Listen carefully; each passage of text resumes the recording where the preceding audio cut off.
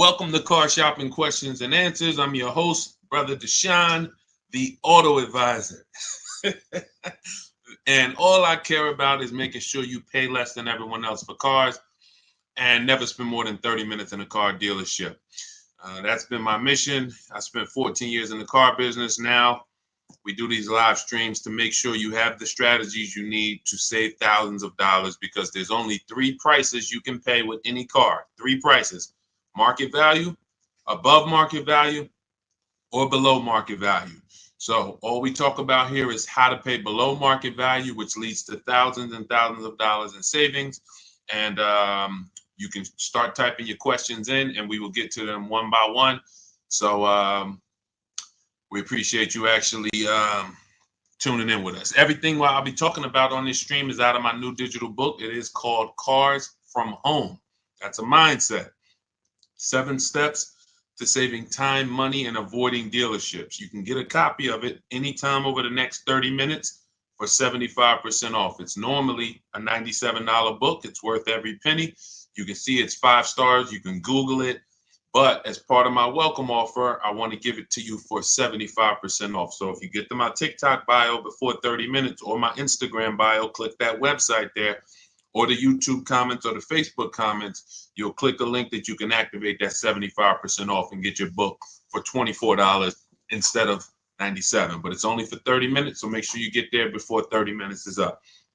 Okay, so we're going to start out with Mary's question, which is what to say if I'm asked to make a down payment.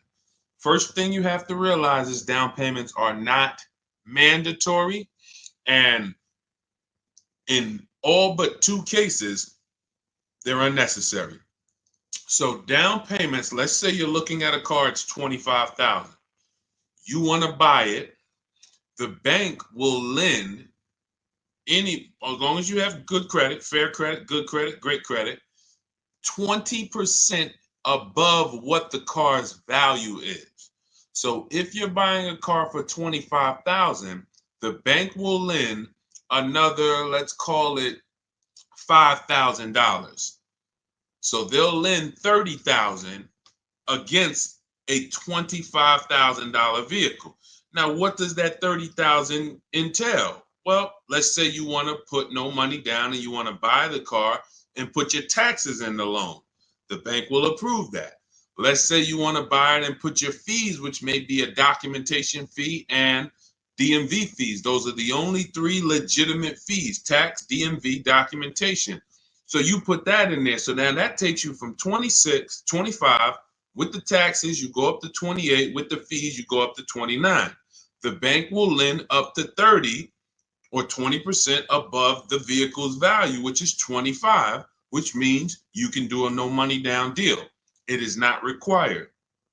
Let's say the vehicle's value is 25, but because you have no shopping strategy, you pay 28. The bank only is going to lend 30 because the price you paid for the vehicle does not affect the value of the vehicle. If the value was 25 and you paid 28, the bank's lending 30. Now, the same is true if you get a big discount. Let's say the value of the vehicle is 25 and you get it for 20. The bank is still going to lend what? Up to what? Come on, type in the chat so I know who I'm talking to. I need to make sure I'm talking to the locked in people. 30, exactly. So the loan to value ratios don't change regardless of what you pay for the vehicle. Now, as long as you are trying to get a vehicle and be with everything you want to add to your loan is within the loan to value ratios, money down is not necessary, no matter what they tell you. But what you have to understand is if you come over and you have $5,000 of negative equity, now we have to take that into consideration. Can we do a no money down deal with $5,000 of negative equity? Possibly.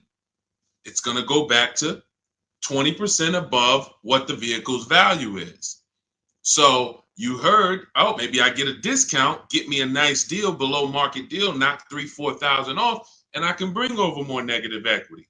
But the only two people who cannot do these no money down deals, and more than the majority of it, is the negative equity people, because you just have too much baggage you're bringing over. And then if your credit is too bad, where you're trying to finance everything, but even with credit being bad, they're normally just charging you a higher interest rate. They're not usually, sometimes you'll see a lower loan to value ratio, but typically the 20% is going to be customary. So it's really the negative equity that stops people from doing no money down deals in most cases. When I was at Mercedes, some of you know I worked for Mercedes for 5 years. People with 800 scores would leave with no car. Negative equity. So if you have a lot of negative equity, your goal is to find a car that you can get a huge discount off of, something like, $7,000, $10,000. Even if you look at somebody like Tiffany bought her Mazda using our strategies, using the strategies in my book. She got $6,530 off. Now that's a $44,000 vehicle. So if she had $6,000 of negative equity to bring over, she could do it, because she got a $6,500 discount off the car she was buying. So this is the basis for understanding no money down, Mary. And a key is for you to understand you need to be shopping for the price of your vehicle. The vehicle you're going to buy, you should be shopping for that with an out the door price, not with a loan. So let's say you are like, I want to buy a Hyundai Elantra. You should target whatever Hyundai Elantra you want, get the equipment, and then get a bunch of offers to see who's going to give you the biggest discount, because they're not all the same. They're very different. This isn't the Apple store. You can go to the Apple store in California, the iPhone's the same as the one in Florida. You go to a Hyundai dealership in Bay Ridge, Brooklyn, it's an entirely different price from, Inglewood, New Jersey. A total different price than, Metuchen, New Jersey. They're all different. And that's what you have to understand. When you're shopping for your vehicle, you're shopping for the dealer who's going to sell you the car at the best price. You will handle your financing, your down payment, your interest rates in a separate process. You don't want to mix those two. Okay? That's a good start for you understanding that you should not be in a position where they're telling you make a down payment, unless you put yourself in that position. You follow what I just talked about over the last three minutes, then you should not be in that position. You should understand when a down payment is not necessary. And almost anyone can do these deals with no down payment. Go ahead, Dolan. Let's shoot the next one up. Keep typing your questions. We'll keep getting to them. What's up, Josh? Thank you for liking the video. I see you. Thank you, Bianca. Welcome to the people who are shared. Malik, 621, thank you for sharing. Shout out to the sharers. I see you. It does not go unnoticed. I appreciate everybody who shares, hit that share button, and sends this broadcast to some other people. I appreciate you. All right, AG, car shopping for a used Tesla X, how to save or haggle. There's two types of used car dealerships. When I worked at Mercedes, the first Mercedes-Benz dealership I worked at, big markups, wants to negotiate. Big markups. $7,000, $10,000 markups, very exclusive cars in the particular case. But even if they didn't, they didn't have to have Mercedes. There's other dealerships that do this. They're going to leave themselves big markup, and then they're going to say, hey, let's negotiate. This is also for dealers who get a lot of traffic walk-ins. They're either on a highway. They know that we're going to get 50 people on a Saturday to walk in, so they can charge. They put these prices up. And they're not trying to really sell them online. They're trying to sell them to the unsuspecting locals. Now, different dealership says, I'm only going to mark my cars up $1,500 because I want to sell a lot of them. This is an entirely different model, different mindset, different process. Where you will get in trouble is when you're talking to a dealer, or you're about to buy, you're trying to buy from a dealer that has the $1,500 markup, has already priced their car better than anyone, and you're trying to get $2,000 off because you think you're talking to the markup dealers. That's when you end up losing. So how do we know the difference? We use a process. In my book, I have a process called the multiple marketplace strategy, where we have all the marketplaces open where used cars are. if a used car is not on a website, you should not be talking about. You shouldn't be talking to anyone about it. If you can't find a vehicle on a website, a public marketplace, where every dealer wants to sell their cars, do not negotiate on these cars because they can make up prices. Let's say if it was on a website, it'd be 26. You come in, you're like, hey, I like that blue car. Hey, how much y'all asking for it? What's to stop them from saying, hey, yeah, it's not on the website yet. We're going to be asking 29. And then you're like, oh, that sounds kind of high. Well, what did you think? I'm trying to get to like 24. Now, meanwhile, if you'd have sold for 26, you probably would have, asked for, but because you think he's asking 29, now he could talk you down to 26 and you think you got a good deal. Meanwhile, the price they should have listed it for was 26 to begin with. So that's why it's a dangerous, unwinnable game to ever negotiate with a used car that you can't find on a marketplace, public, because that's where their competition is. So we're going back to our system. We're opening up all the marketplaces, CarMax, Carvana, Driveway, eBay Motors, Cars.com, Auto Trader, Car Gurus, and Carfax. 8 marketplaces. Now, all of these marketplaces have different cars. And sometimes you will see a marketplace that has a car here for 34, but the same car is on another marketplace for 32 because they lowered the price. But because you only look at Car Gurus and you're not looking at Carfax, you didn't see that when they lowered the price, this website updates faster than this one. So that's why we're on 8 marketplaces. And then we're narrowing it down based on the first thing you need to do is look at assess the market, I call it. In my book, in my multiple marketplace strategy, this is called assessing the market. What's the low prices? What's the high prices? Where the low side at? Low side is around 22. Okay, I see that. Now, the 22s are going to be garbage cars, accidents, frame damage, title messed up. But every now and then you see one for 22.5, 23, and it has a good Carfax and it has good service record, but it may not be the color you want. So now that has already set the market for you. I want it black, but I see a white one here. It has everything I want, but it's not the color. That means the low side of the market for that car is that. That's assessing the market. So now we're trying to find a vehicle there because, again, there's 3 prices that you can pay for any car. Market value, that's what negotiators pay. Above market value, that's what people who don't negotiate, can't negotiate, don't like negotiating pay. And then you got below market value, which is what people who use competitive bidding and put dealers against each other pay.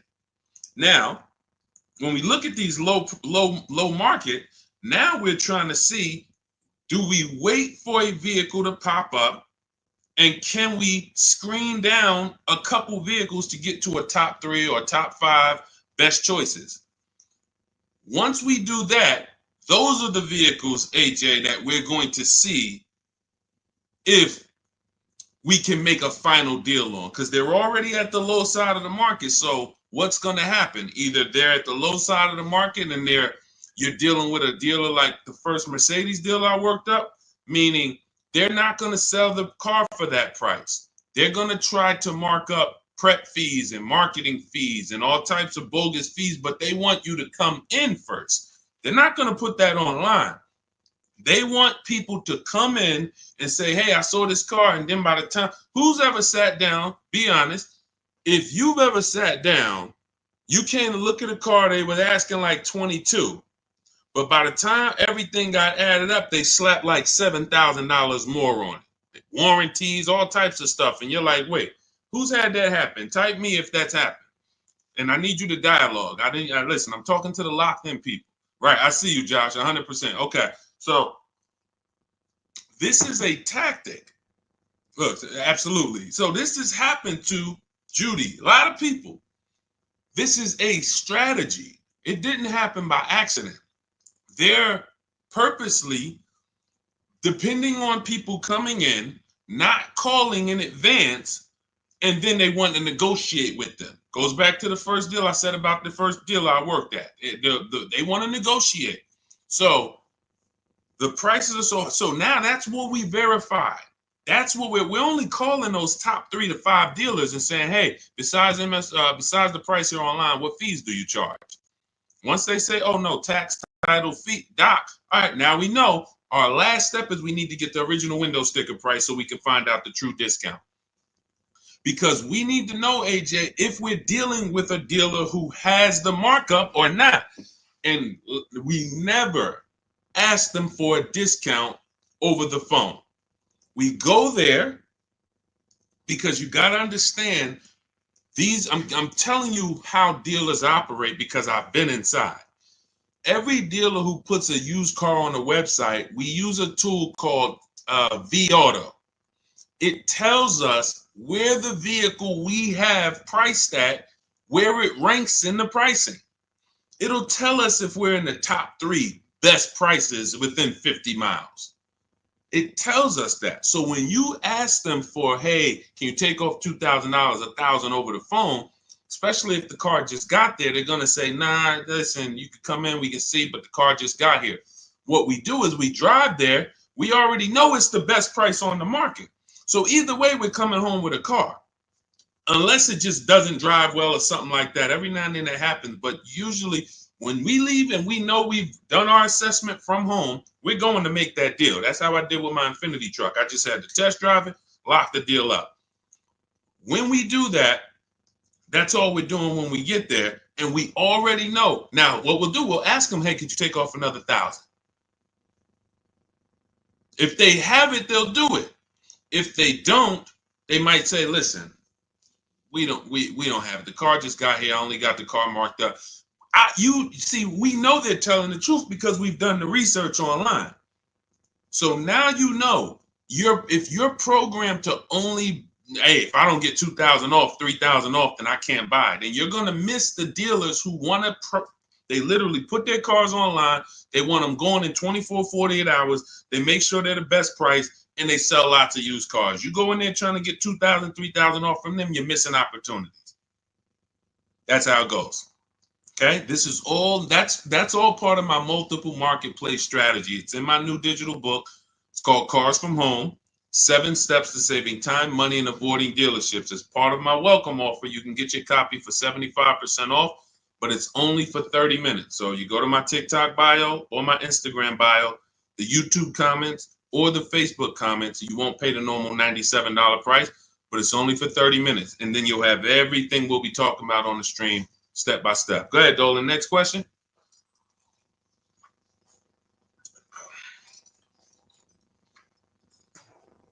Okay, Mel, what's going on? A 5-year loan to buy a 2022 Jeep Compass. Is it good to trade in for a lease now? So this sounds like, Mel, you figured out you should be leasing, not buying. And now you're like, should I make that move now? In my book, step 1 is the leasing versus buying question, because this is the foundation of your car deal. You need to know how you're going to beat depreciation. So normally what happens is when people learn about the 8-year rule, which says if you're not buying a car to keep it for 8 years, then you should be shopping for a below market lease, not a purchase. So when people learn that, oftentimes they're like, okay, I know I'm not keeping this car. I'm in 8 years. Should I wait or should I transition to a lease now? There is no benefit to you waiting. As long as your equity situation isn't so bad where it's going to stop you from transitioning to a lease, the play is to move to a lease as soon as possible, because you're not going to get the money back you're putting into owning these cars. The only people that get the money back for owning these cars are long-term owners. 8 years, 10 years. We got people on here who have cars. I'm sure some of you have had cars for 8, 10, 12 years, maybe even more. We usually get somebody on here that has a car for more than 15 years. This is the people who get all the money out the cars. So if you're keeping a car in a short term, you're not getting the money out of them. You're putting the money in, But then when you go to replace it and you see how much you're getting back for it, you're like, wait, all this money I put in, this is all I'm getting back. That's why you don't want to put the money in. And that's what happens with below market leases. You look at somebody like Zafrina. Zafrina's driving a $65,000 vehicle, Jeep Grand Cherokee. I got it here on the screen. She's paying $579 a month, no money down. So $65,000 vehicle, that would normally be $1,200-1,300. She's paying $579 a month, no money down. She's never putting the money in. Raphael, she has a Jeep. This is her second car using our process. This is my second car. Look, she said it worked. Follow a 2024 Jeep Grand Cherokee 4x4. MSRP is $46,000. Well, it's $45,900, but let's say 46. Payments $549. That's a 1.19% lease. That's normally at $45,000 before we even throw the taxes in. That's normally a $900 payment on a 5-year loan. You can type that into any auto loan calculator and see. So you're going from $900 to $549.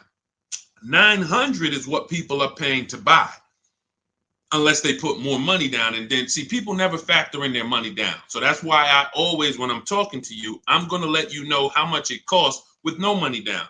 Because if it's $900 a month with no money down, but you decide you want to put $15,000 down, you can't tell people, well, my car payment's only $700 a month. What about the $15,000? Let's divide that, and then you'll see, no, it was actually $900 a month that you put into this vehicle. So that's why I compare, in every case, no money down, so we can really see how much these vehicles are costing us. So when you're paying $900 a month, you need to try to get that money back. And after a while, you'll see if you pay the car off and you keep it a long time, it makes sense. If you keep a car, somebody just said I had an 03 Camry from day one. Look, 307,000 miles. Now, time heals all wounds. He could have paid $10,000 too much for that Camry.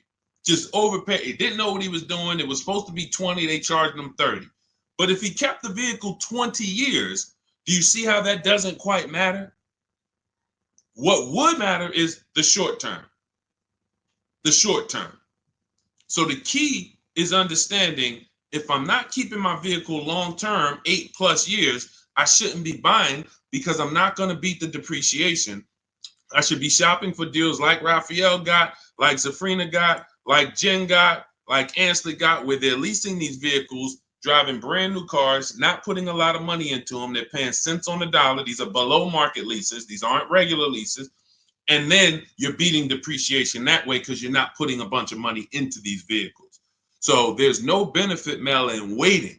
You should do your equity assessment. You've already done step one, deciding whether you're going to buy or lease. Now you move to step two in our process. That's the equity assessment, where you call your bank, get your payoff, then go to the 6 websites we teach that pay cash: CarMax, Carvana, Driveway, KBB Instant Cash Offer, Car Gurus, AutoNation. Once you do your equity assessment, it's going to tell you, do you have positive equity, negative equity? And then you will move to the third step, but you have to do that first. So, but there's no benefit in waiting. None. Not one benefit in waiting longer to stay in a bad financial structure when you can go into a lease. Great question. All of this is in my new digital book. For those of you, you're sitting there, you're like, Deshaun, there's no way I'm going to remember all of this stuff. We haven't even started warming up yet. You can grab my digital book. It's called Cars from Home, 7 Steps to Saving Time, Money, and Avoiding Dealerships. It has everything in there step by step, leasing step by step, purchasing new cars step by step, purchasing used cars step by step, making banks bid for your loan step by step.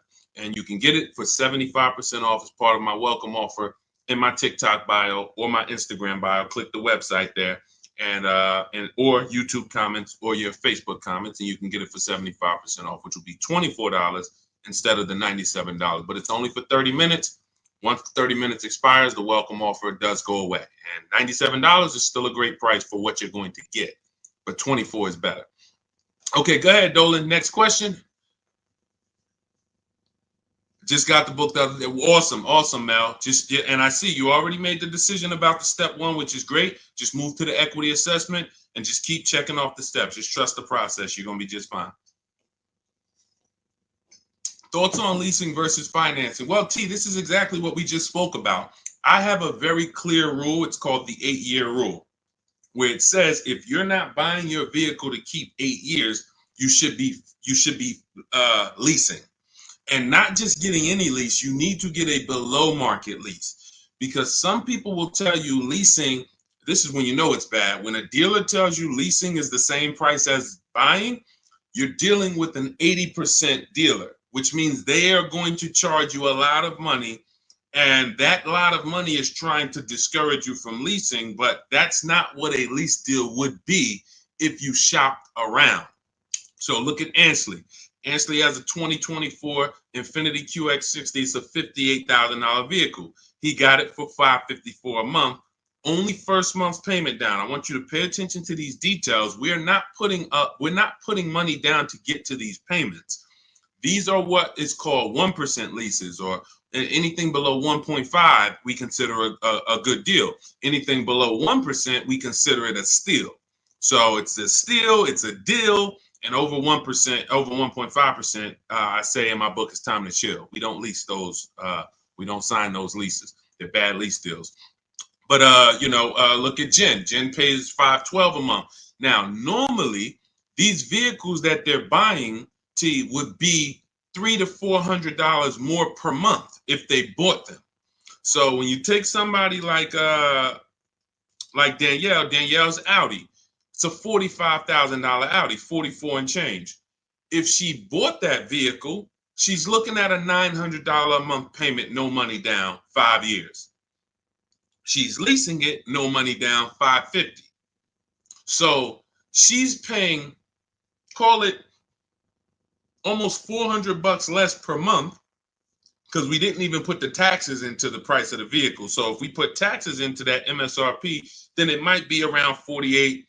And her payment's probably going to be about $950 for 5 years. She's paying $550. Now, let's just to give you an example to understand it deeper, let's say she got a big discount off this Audi. Let's say they knock off even $10,000 for her, which would never happen. But let's just say she knocked off, I just want to prove a point here. Instead of 48 with the taxes, let's say she gets a big discount. She's at 38 now. How much is the payment on $38,000? Some of you know every $5,000, and that's going to be a little, roundabout math for you to do. Every $5,000 is about how much per month? Let's talk to the people who know this. Every $5,000 on a car loan that you look at every $5,000 is about how much per month? Not 1,000, Mel. I think you typed an extra zero by accident. Yes. $100. Yes, $100.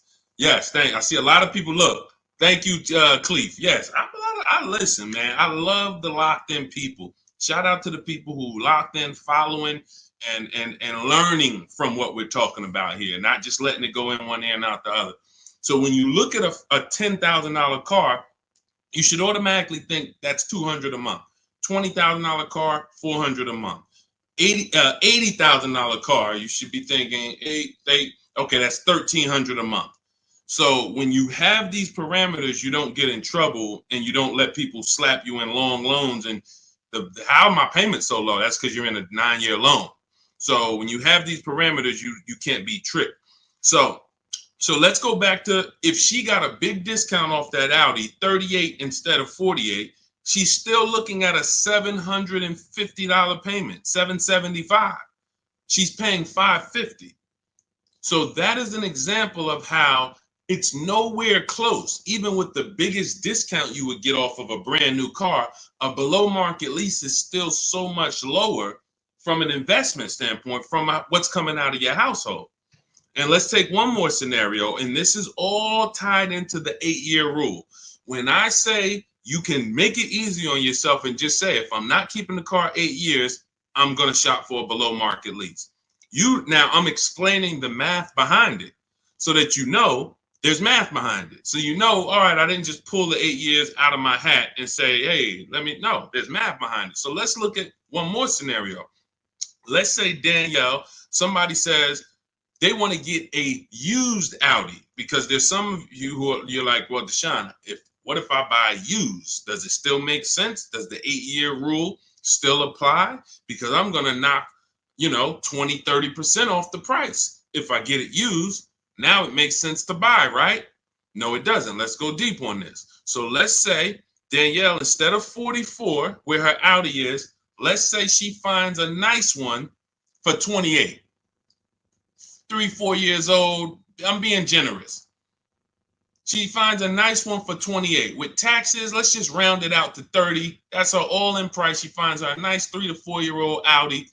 1 year left on the warranty, and then she's going to be on her own. $30,000. What's her payment?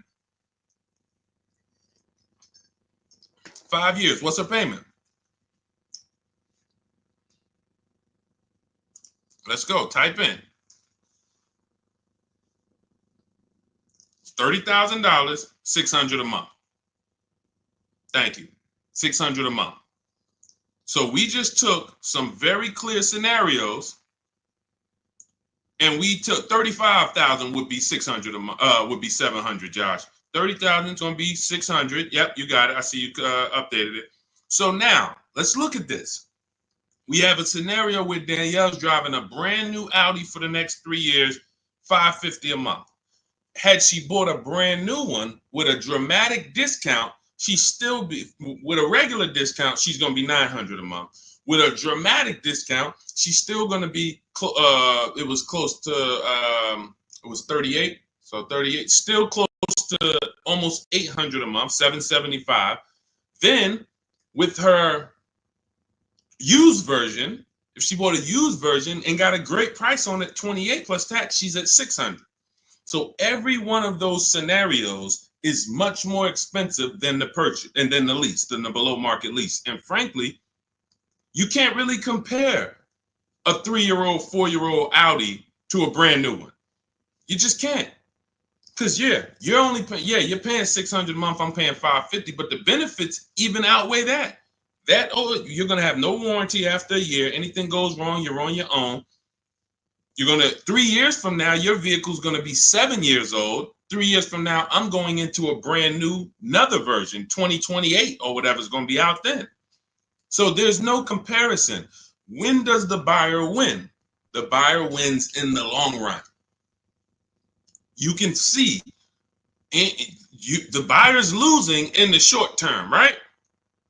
In every one of those scenarios I just laid out, the buyer is clearly losing. Brand new car buyer paying $300, $400, $500 a month more than the below market lease, losing. The used person got a payment closer to the below market lease, but look what they're driving. 3-4-year-old car. It's going to have no warranty soon. They're going to be on their own. And then the majority of that time they have it, they're going to have no warranty. That is the life of the buyer. But after 8 years, the money paid starts to stack for the lease person. Because if I'm paying $550 a month, all right, let's say Danielle gets 3-4 Audis in a row. She just got 4 Audis, every single one of them, she gets below market deal $550. Below market deal $550. After she gets to year 8, she's paid more than these other people. Year 8, she's paid more. So at that particular point, financially, the buyers are ahead. But before that, the buyers have lost because Danielle's driving better vehicles for less. That's why it's the 8-year rule. This is the first decision you make, because if you make this wrong, you lost. If you go in to buy a car, if you go in and you buy a car, but you should have leased, you lost. I just showed you. Doesn't matter how good of a deal you got. Man, Deshaun, they knocked 15% off for me. Does not matter. If you're going to replace that vehicle in 3, 4, 5 years, you would have been better off getting a below market lease and never tying up all of that money in the vehicle. That makes sense? Type $signs if you're clear on that. Type $sign, $sign if you're clear on that. All of this is in my new digital book. That's step 1. It's called Cars from Home. It's 5-star rated. Thank you to everyone who's reviewed the book and rated it. And it's called Cars from Home, 7 Steps to Saving Time, Money, and Avoiding Dealerships. That was step 1, which is our leasing versus buying question. That's how we put our deal on the right foundation. And that's the most important question. It's literally called that in the book, the most important question. How many years are you going to keep the next car? That's when we decide leasing versus buying. So as part of my welcome offer, you can get your copy of Cars from Home for 75% off in my TikTok bio or my Instagram bio. Go to click the picture of me, click the website. and then you can activate your 75% off for the book, but it's only for 30 minutes. Also in the YouTube comments or the Facebook comments. After that, price goes back up to $97. Welcome offer is gone, but go get your book and come on back to the show. And make sure when you get the book, you screenshot the thank you page, because on that thank you page is the link to open the book. I also email you a copy, but sometimes you type in your email wrong, you type in too fast, and that screenshot has my support team's email, where you can email my support team just in case you type your email wrong and your book's not in there. So go ahead, Dolan. Next question. Just keep them coming. Keep typing your questions, y'all. We will get to as many as we can while we're on. How do you calculate the negative equity? This is a great question. Negative equity, you want to calculate based on your highest possible offers. When you calculate your negative equity based on anything but your highest offers for your vehicle, then you are now putting yourself in a position where you have more negative equity than you would have. So let's say you go into a car dealership, which we never do, and talk numbers. We go into a car dealership, test drive, pick up our car, but you're there, you're talking numbers. Now they look at you and they tell you your car is only worth 16. You have $6,000 of negative equity. That means you owe 22. So your car's worth 16, you owe 22. They're telling you you have $6,000 of negative equity.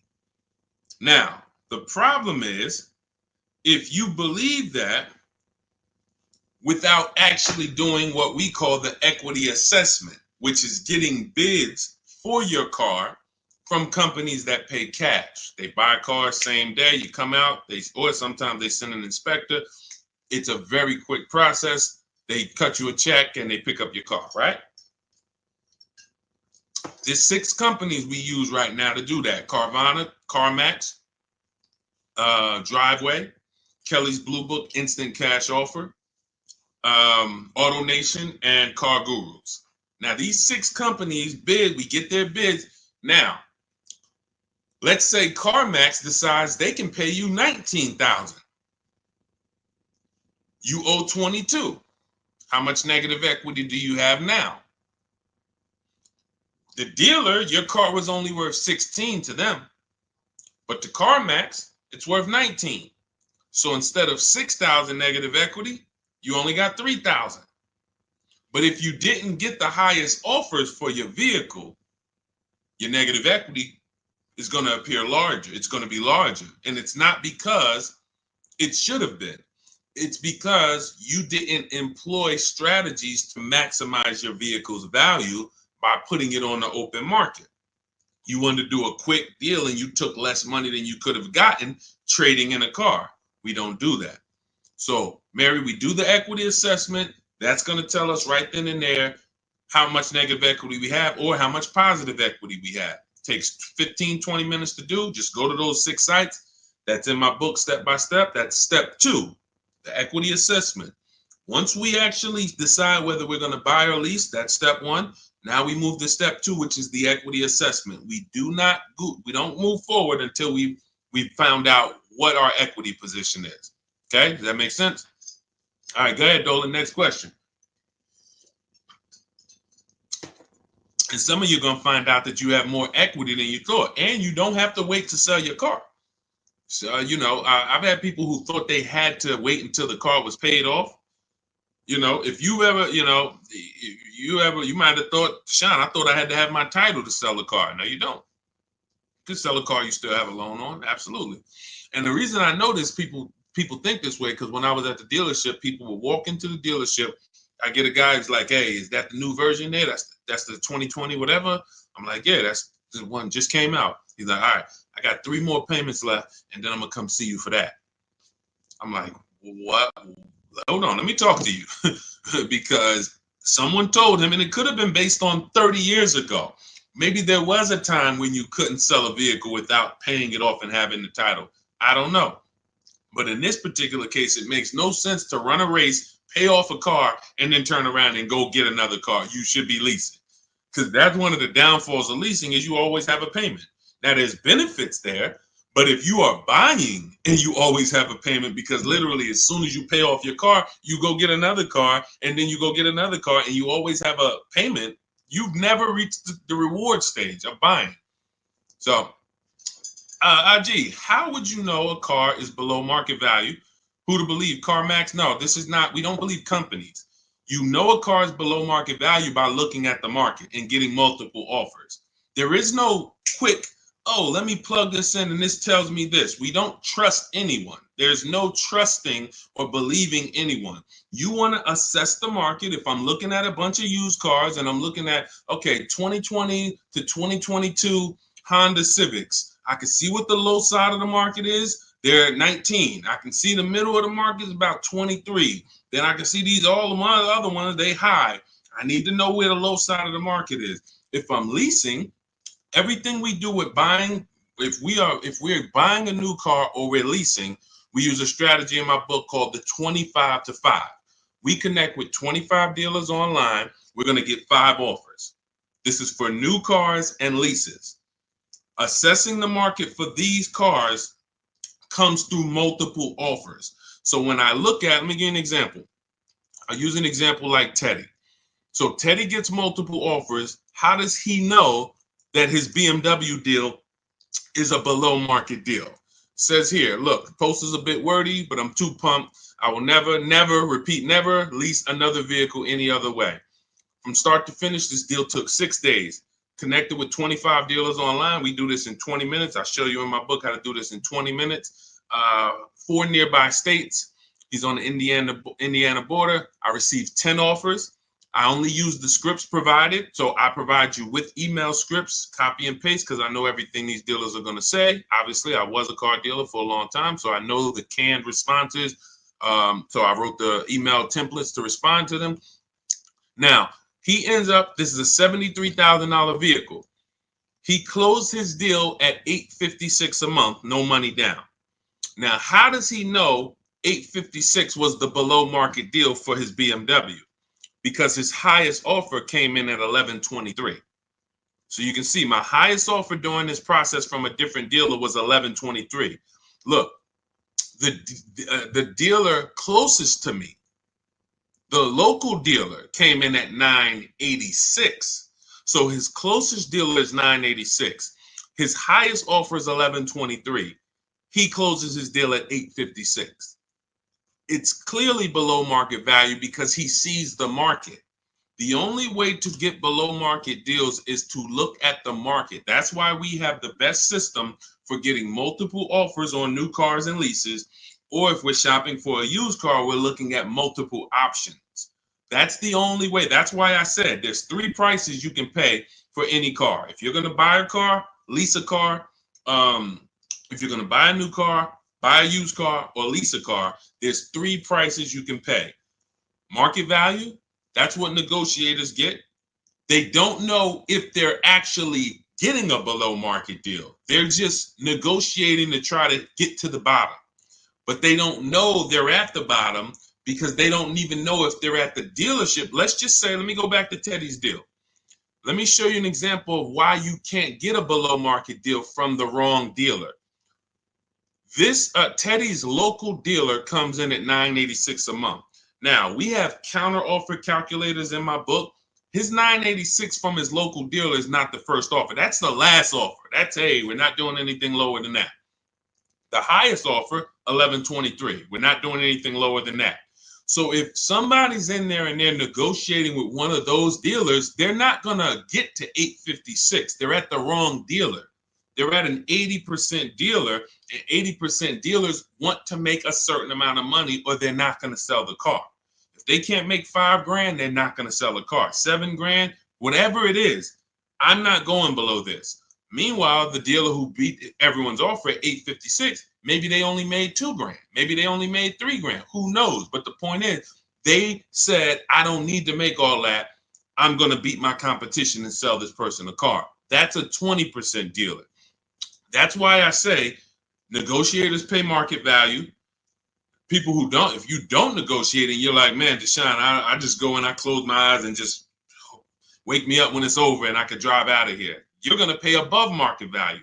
So you're gonna, because you just don't have any, you don't have any fight in you, you have no strategy. But below market is reserved for the people who are putting dealers against each other, because it's the only way to know you got a below market deal is when you can look at enough options and know that you paid less. It's like this with anything. It's not just cars, TVs the same way. If you were buying a 100-inch TV, how would you make sure you're getting a good deal? You're going to look at probably 30, 40 TVs in every website. Then you're going to be, oh, this one's on sale, $699. All the rest of them is $900 and $1,000. Clearly, that's the below market deal. Same principles. Same principles. Go ahead, Dolan. Next question. You know, coincidence. All I do is teach you to shop for cars like you shop for everything else. Everything else in life, you shop this way except cars. Cars, you shop a way you wouldn't shop for anything else the way you shop for cars. Think about that. Am I right or am I right? Type right if you know I'm right.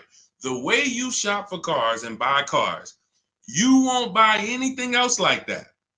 You don't buy houses like that. You don't buy jewelry like that. You don't buy maybe jewelry. That's a little, you know, because it's sometimes tough to put people against it. But you don't buy TVs like that. You don't buy furniture like that. Just walk in and all right, go back and forth. No, you're comparison shopping. You're using the internet as your friend to get the information and start to have multiple options.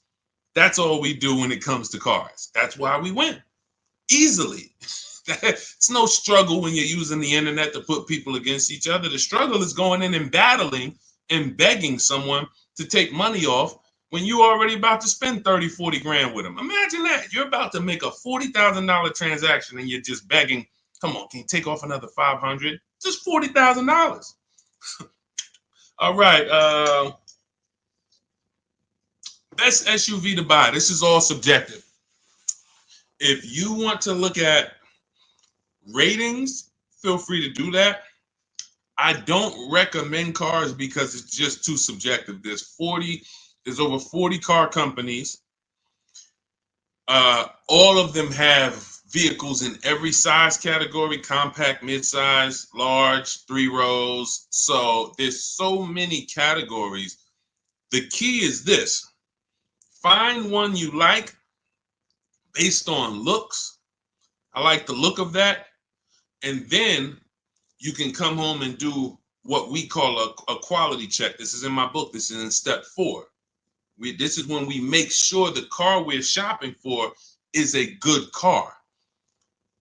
Some vehicles have a bad DNA. I want you to remember this. DNA you can't get around. You cannot repair DNA. So if a Nissan has a particular transmission that goes out between 80 and 90,000 miles, I never get it, because I would never buy that car, because there's nothing I can do to escape what might happen. It's just literally the luck of the draw. Maybe mine doesn't go out at 80, 90,000, but these vehicles are known for the transmissions going out from 80 to 100,000 miles. That's why you'll notice a lot of Nissans for sale. They got like 80,000 miles on them, 90, because people get rid of them right when the transmission starts slipping or right before it goes out. That's what happens. So you can, and this is not all Nissan. So you need to, we always type in the actual car to Google, and we type in 2000, we put the year, the make, the model, 2000 Honda Accord reliability, 2018 Nissan Altima longevity. There's three words that we use that you need to get familiar with: initial quality, reliability, longevity. This takes 5 minutes to do. Initial quality tells you, what does the data say? What are people saying about the vehicle the first 90 days? So if you're leasing a car, you're going to buy a car new or you're going to lease it, you need to know what the initial quality reports are. What are the owners saying the first 90 days of the vehicle? Is it in the shop? Is it electric problems, little malfunctions, blind spot, whatever? That's initial quality, first 90 days. Reliability is your first 3 years. So you need to know, what are people saying about this car, not my neighbor. Not my neighbor. My neighbor owns one of them. There's 10,000 out here. What are they saying? Maybe my neighbor got a good one. You know what I'm saying? Your neighbor might have just got a good one. But I need to know, what are people saying about this vehicle the first 3 years? That's reliability. And then longevity is the long run. 7, 8 years, the engine. People, you're going to see people like Motor Trend and Vehicle Engines, all these websites that all they do is study engines and longevity. What are they saying about this vehicle? Are they saying that the transmission's known to go out? Sometimes you'll type in 2018 Kia Sorento longevity and you'll see right at the top, with proper maintenance, these vehicles are known to last 200,000 miles. That's a good sign. Now all we need to do is make sure we're getting a good one that has been properly maintained. But that's the DNA. So when you ask the best SUV to buy, my goal for you is to avoid the vehicles that have bad DNA. They have bad data. Could be a year. Could be the 2018 was trash, but then they saw that the 2018 was trash and they changed it, and then they made a better 2019. So it's all up to the year. I appreciate it, Rob. Thank you so much. Go ahead, Dolan. Next question. That's in step 4. See, that's shopping, not buying. We have 7 steps in our process. Most important question, step 1, equity assessment, step 2, deal focused budgeting, step 3, shopping, not buying, step 4, multiple offers, multiple options, step 5, paperwork and protection, step 6, and delivery is step 7, pickup or delivery. That's it. So everything I'm teaching on the stream is always going to be out of one of those steps. And for those of you who have the book, here's what you should always be asking yourself. Where am I at in the process? What step am I at in the process? Because you've come from not having a process. So you don't know what to do first. Should I be thinking about my trade-in? Or, oh, matter of fact, wait, he said don't trade. And then, all right, when do I get my loan? Do I get a pre-approval? You don't know where these things go, what order they go in.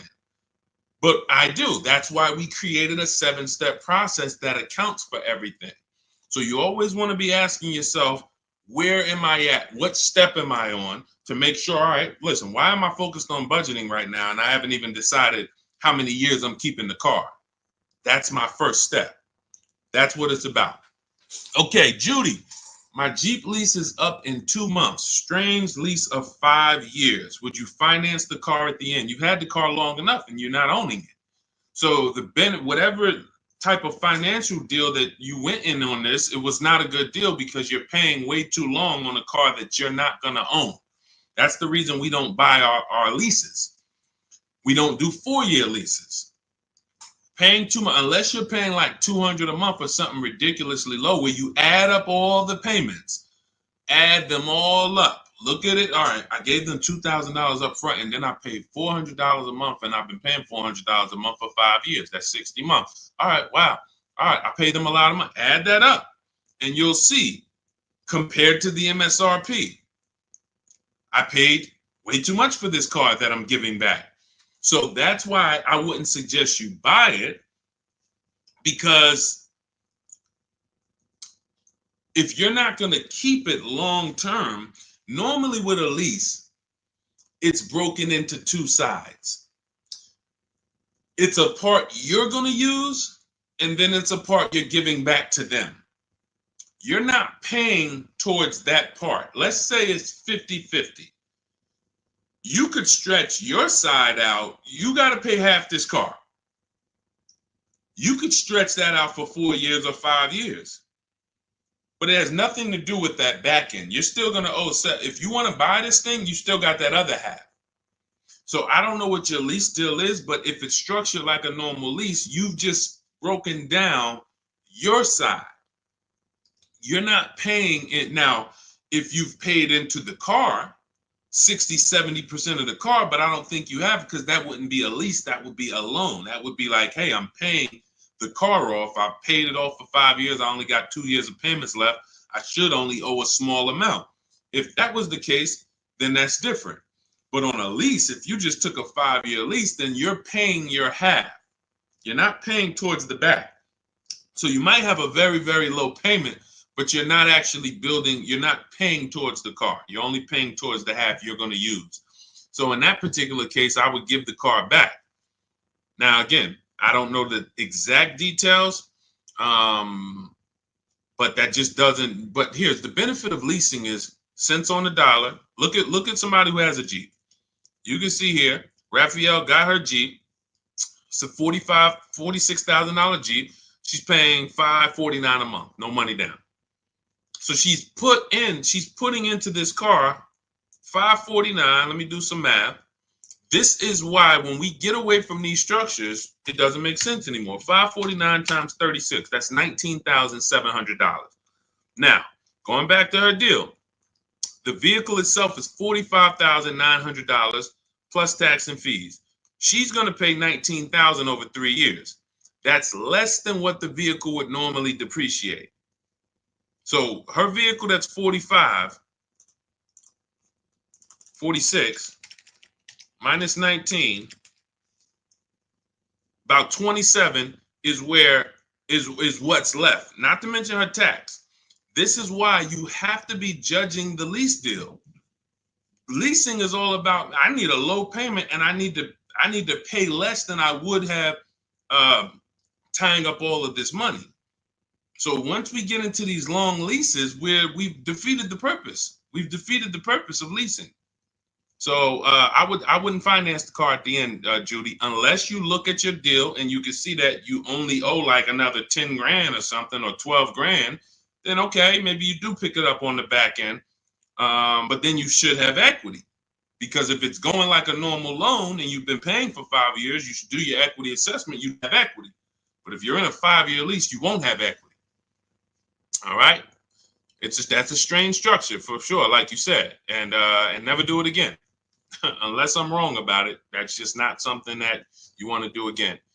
And hopefully you had a super low payment and you just kept the payment low for 5 years. But again, you're in the same car. There's no warranty. It's just, let's do something different. There's much better ways to benefit financially and drive, nice vehicles. Yep, you got it, Elaine. Thank you. Thanks for always tapping in. I always see your comments on my videos. I appreciate it. Go ahead, Dolan. Next question. Okay. Rita, what have you heard about the 2024-2025 Nissan Kicks? I would look at what we said over the last 7-8 minutes when we're checking the DNA of a vehicle. I ran down how we check reliability, initial quality, and longevity, and I would let it go from there. I don't give my opinions on cars. Now, what I do is I'm preparing these top 5 reports. So that's something we want to launch big in the next 2-3 weeks. We want to start giving you, based on the data, what are the top 5 worst SUVs, compact SUVs? What are the top 5 worst luxury cars? What are the top 5 best compact luxury cars? So we want to give you those things based on data, but that's not my opinion. You don't want to take someone's opinion on a car. You want to go where the data goes, because the data polls tens of thousands of people who have the car, and they report, this is what people are saying. This is what most people are saying. And that's all we want to focus on. But what I do, Rita, is go back into the YouTube video, rewind about 7-8 minutes. You'll hear my whole layout of how we check reliability, dependability, initial quality, longevity, how we check the DNA. That's checking the DNA of the car. And that's what's super important. You don't want to end up with a car that's in the shop every 3 months. I could teach you to get paid less than everyone. Yeah, all right, you use the strategies, you paid less than everyone. But what does it matter if you have a car that's now, every time you go out, check engine lights on, every 3 months, check engine light. What is this? So make sure you do that. Okay, and this is all in my new digital book, Cars from Home, 7 Steps to Saving Time, Money, and Avoiding Dealerships. We're talking about a piece of step 4, which is shopping not buying. The reason it's called shopping, not buying, is because shopping is deciding what you want. Now, you're not taking enough time to do that. You are letting people rush you in a lot of cases. And now, once we decide what we want, it only takes us 90 minutes to get it. You saw what Ansley said. He got his deal, Teddy, 6 days. I got my below market deal. Ansley, he got his Infinity truck. Look, he said, I started the process Saturday. I accepted a deal Monday. It's quick. By the time we hit the market, we are seeing below market deals like that. So it's not even a matter of needing a month or 2 or 3 to be able to do this. Now, if you have time, you can watch the market, because deals change every month. So you can watch the market and see, okay, let's see the lease deals next month. Let's see where the used car price is going next month. Are they going down, up? So if you have time, that's a benefit. But even if you have a week, you can still get a below market deal. So that's step 4, shopping, not buying, deciding what you want. And when you do this the way I'm teaching you, you'll never worry about getting a car and then 3 months later you're like, man, I don't like this car. I need to replace it, which is a loss because you're going to lose money because you already depreciated the car. Now you're trying to replace it. So you're going to lose probably 15% of the value, whatever you paid for it. So we don't want to do that. You want to take the time to shop. You want to choose your vehicles wisely, test drive them, and you want to enjoy the process. And you will enjoy the process when you stop mixing buying with shopping. Let me say that again for those in the back. You will enjoy the shopping process, which is deciding what you want, when you stop mixing that with buying. Hey, Charlie, we're going out this weekend. You and your mother, we're going to go test drive some cars. We're going to go see the Nissan. Then we're going to go to the Chevy dealership. And I want you to sit in the back, and I want you to make sure that you can get all your football equipment back there. We're going to look at like 3 different vehicles. Oh, that sounds good. That sounds good. Now you're at the first dealership. You see it. Okay. All right. What do you think, Charlie? This is nice. But yeah, this is nice, Dad. I like it. Let's go see some other ones. Next thing you know, the salesman says, hey, well, we got a sale today. So 1-day sale. Oh, now you're sitting down. Now you're sitting down. What are you talking? Well, Dad, what's going on? I thought we were going to the other dealerships. Yeah, son, hold on. Me and Daddy and Mom, we're working a deal here. Next thing you know, you're buying, not shopping anymore. And this is how you leave money on the table. Don't shop competitors. This is a tactic. Call them the showroom shackles. They want you to sit down, just picture, remember this. Every time you sit down at a dealership, just picture shackles coming out of the armrest of the chair, and because isn't it like that when you try to get up? Doesn't it feel like you're shackled? When you try to get up, hey, some of you can't even get your keys back. Hey, where my keys? Hey, you got my license? Hey, who has my driver's license? Hey, did you give me back my license? So this is a tactic. So once you understand, we avoid all of this. We never talk numbers in the dealership. When we're there to shop, which is decide what we want, test drive, go home. If that's the vehicle we want, we will be reaching out to buy it from home, online, by email. And if you're going to do it your way, you can call around, you can call them, but do not discuss numbers at the dealership. It's a losing battle. You have no leverage there. Go ahead, Dolan. Next question. All right. If you're getting value out of the stream, can you type a $, $, $, just send $, $. Let me know you're getting value out of what we're doing. Every time I see the $, I appreciate it. It lets me know we're connected and you're getting what we're talking about. Thank you, Sherwin. Thank you, Raphael. Thank you, Rob. Appreciate you. All right. Listen, let's go. Next question, Dolan. Yeah. Thank you, Jeremy. I appreciate it. I see you. Thanks, Tracy. Which value guide do most lenders use to determine value? Probably NADA.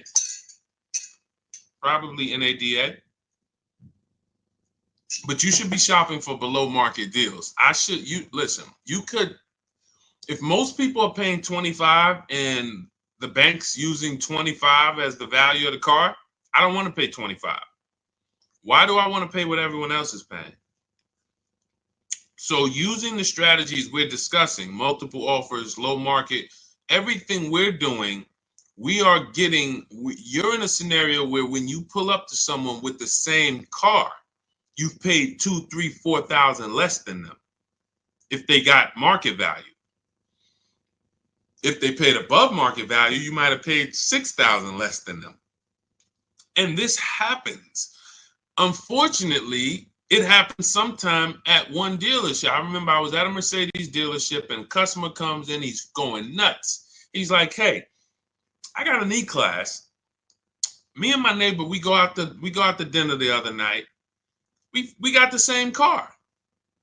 I'm paying $200 more than him a month. He was pissed off. Now, how does that happen?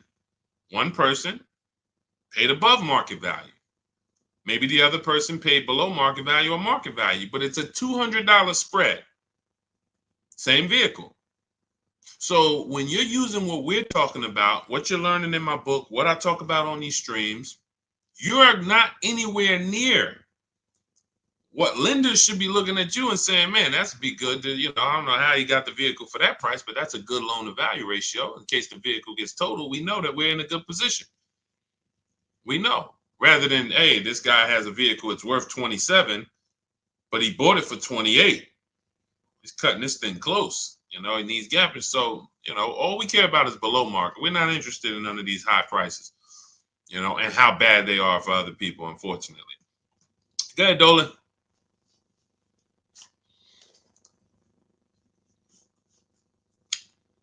For Countess, does it matter what type of vehicle you lease? Well, every vehicle has a different lease program attached to it.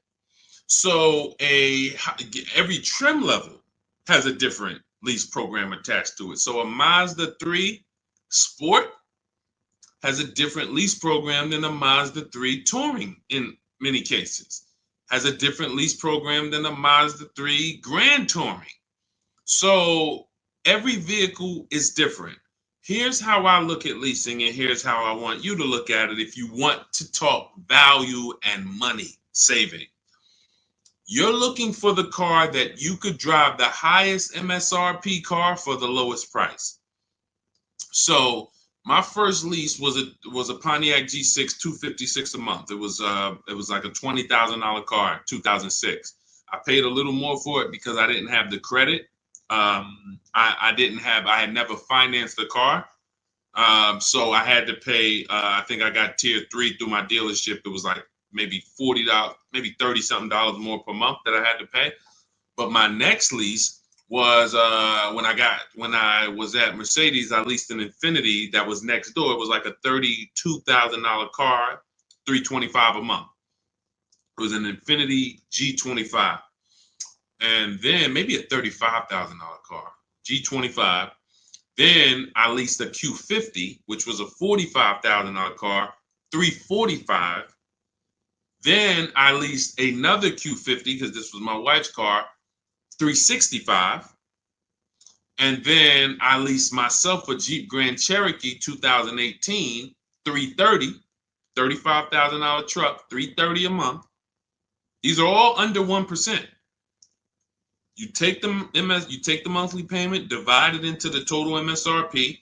If it's under 1%, this is a steal. Incredible value. You're driving very expensive vehicles for very, very low payment. So, and then the last Infiniti that I got that I leased was we had 3 Q50s that my wife drove. And the last one was $365. So it kept going up by $20. Every time it would go up by $20. We had 3 Q50s. These were $44,000 vehicles. So that's how I approach leasing. Now, I might look at another vehicle, the same $45,000, but the lease program is not as aggressive. Once I shop my offers, maybe I'm at $500 because it's a different lease program. The lease program, in order to be at a 1% lease or close to it, you need a lot of support from the manufacturer. You need rebate, you need incentive, and then you need to get bids. So you can have a great lease program, but if you're at an 80% dealer, you're not going to see these deals that I've been showing this whole stream. You're not going to see any of these deals. You need a great lease program, and that combines with the bids that you're getting. And then once you get that, you can see, am I at 1%? Am I at 1.2%? Am I under 1%? Zafrina got a 0.88% lease on that Jeep Grand Cherokee, the electric version. She got a 0.88% lease. Ridiculous. $65,000 vehicle right here. She's paying $579 a month. No money down. $65,950, $579. That's a 0.88% lease. Ridiculous value. Ridiculous value. So the lower value, the lower percentage, the better. I max it out in my book. I teach you the 1.5% rule. 1.5%, we don't lease above that. We don't lease cars where the lease deal is above 1.5%, because when you add up all the payments, you're paying too much for a car you're giving back above 1.5%. It doesn't make any financial sense to lease the vehicle at that point. We just go to another vehicle. I've had people that said, Deshaun, I wanted to lease the Range Rover. I got all my offers back. It was 1.6, 1.7, 1.9, 2. What do you think? I said, pick another vehicle. Go back to the Range Rover in 3 years. Maybe it'll have a better lease program then. There was a time, I remember Range Rover Sports had a great lease program. There was a time where the Velar had a great lease program. It goes away. And then they're like, hey, you know what? We need to sell some of these. It comes back. So, but it's so many vehicles out here. It doesn't make sense to lease something where you can't get it for below 1.5 or even lower, because there's just so many vehicles. You can find one with a great lease program using what I teach. Every vehicle you shop, it's only going to take you 90 minutes to see the market. Once you get to step 5 in my process and you're actually shopping the market for lease deals, it only takes 90 minutes to go to the websites, copy my scripts, and then get the offers back. So you can do this for 3-4 vehicles over a weekend if you want. But that's what you need to do. And then you determine what's the best value for me. Simple. I'm only leasing vehicles that I know I can drive them for cents on the dollar, and they're expensive vehicles. I don't even do 1.5. Sometimes you'll see somebody, they really like a vehicle. I always say, if you really like a vehicle, you shouldn't be leasing. If you're leasing, you don't love a vehicle. So let's put that out there. If you're switching vehicles every 3, 4, 5, 6 years, you don't love the vehicle. People who buy their vehicles to keep 8, 9, 10 years, then we can talk about love. But leases, they so fast. You lease a vehicle in 2.5 years, you got to start thinking about what I want next. 2.5 years, what I want next. So there's no love here. You just find something you really like that has a great lease program where you could pay these low prices, and then you move on and you do it again in 3 years. Don't fall in, that's what leasing is about. All right. So, and look, I saw somebody say that Audi, there's no rhyme or reason. All you can do is pick a vehicle, shop the market. There's no Audis have the best lease deals, Jeep Grand Cherokee, because look at how many vehicles are within Audi. You have the Audi A4, and then I told you have different trim levels. You have the Premium Plus package. You have Audi A6. You have the Honda EX, EXL, Touring. These are all different lease programs. So there's no way for you to say, oh, well, I know Jeep Grand Cherokee Limited, they have a good lease program. No, you pick a vehicle, shop the market. None of these people who got these lease deals thought that, or none of the, even the people who purchased, no one, Sean saves 20 grand off his F-150 Lightning. He didn't know he was going to save that much money. Kimberly, Maserati, she gets $21,000 almost off the vehicle. She didn't know that. She didn't pick the Maserati because she knew she was going to save $20,000. She said, hey, Maserati's my first choice. Let me go shop for it. Oh, below market deal on this is $20,000 off. That's the way it works. Look, at the time last year, Eddie bought this 2023 Toyota Camry hybrid. They were extra hot at the time. He shops his best offer at that time is $2,086 off of MSRP. They had no rebates. He got multiple offers, and he said there were several dealers still charging MSRP over MSRP. Now, the market's changed on these in a year, but at the time, that was the below market deal. So no one goes in knowing how much a below market deal is going to be. You pick your vehicle, use my strategies, you get your offers, 24 hours, 48 hours, you have all the offers, you can see, how does it look? You got 5 offers, 7 offers, how does these look? Oh, wow, I'm saving $6,000. That's the best offer. All the other ones are saving me less than that. Oh, here, I'm saving 10 grand. Then you make your decision. Simple. And once you know how quick it is to actually do this, it's going to blow your mind, because you're going to say, any vehicle I'm considering, I can shop the market on it in 90 minutes and know what the below market deals are. Very empowering. So everything you're learning is out of my new digital book. It's called Cars from Home: 7 Steps to Saving Time, Money, and Avoiding Dealerships. This is a 7-step process for below market leases, below market new cars, below market used cars, step by step, A to Z. There's nothing left to chance. You can get your copy of it for it's normally $97, but 75% off, as long as you get to my TikTok bio before the 30 minutes is up, or my Instagram bio, or the YouTube comments, or the Facebook comments. That's my welcome offer. It's a digital book, so it will be in your inbox immediately. As soon as you get your book, make sure you screenshot the thank you page, because that does have my support team's email, just in case you type your email wrong. We can't email a book to a wrong email, so you could always reach out to my support team. And also on that page is the link to open the book. So as soon as you get it, you might want to open it, save it to your computer, but save the master link, because anytime I update the book, you actually get the updates. A couple months ago, Vroom went out of business. Vroom used to be in our equity assessment, used to be on our used car marketplace reports. They go out of business. We got to delete them. I went into the file, removed Vroom. Everyone who opened the book after that never saw Vroom again. So you keep the master link. That way, when I update the book, you get it. I don't charge for updates. I want you to win. That's why I'm giving you the welcome offer, where you could even get it for $24 instead of $97. But even if you miss the 30 minutes, you should go and get your copy for $97, because what you're going to benefit from is going to be 10 times worth what you paid for it. But if you get there before 30 minutes, you can actually get it for $24 instead. So go get your book. I appreciate you tuning in. I want to see you win. Make sure you email me your car deals when you make them. Send them to me by email. I love to see your deals, so I can bring them into the show and keep, talk about you the same way I'm talking about everyone else. And we'll make this happen. Keep unlearning. Leave everything you learned at the door. When you get my book, don't bring any of your old ideas to me. Trust our process.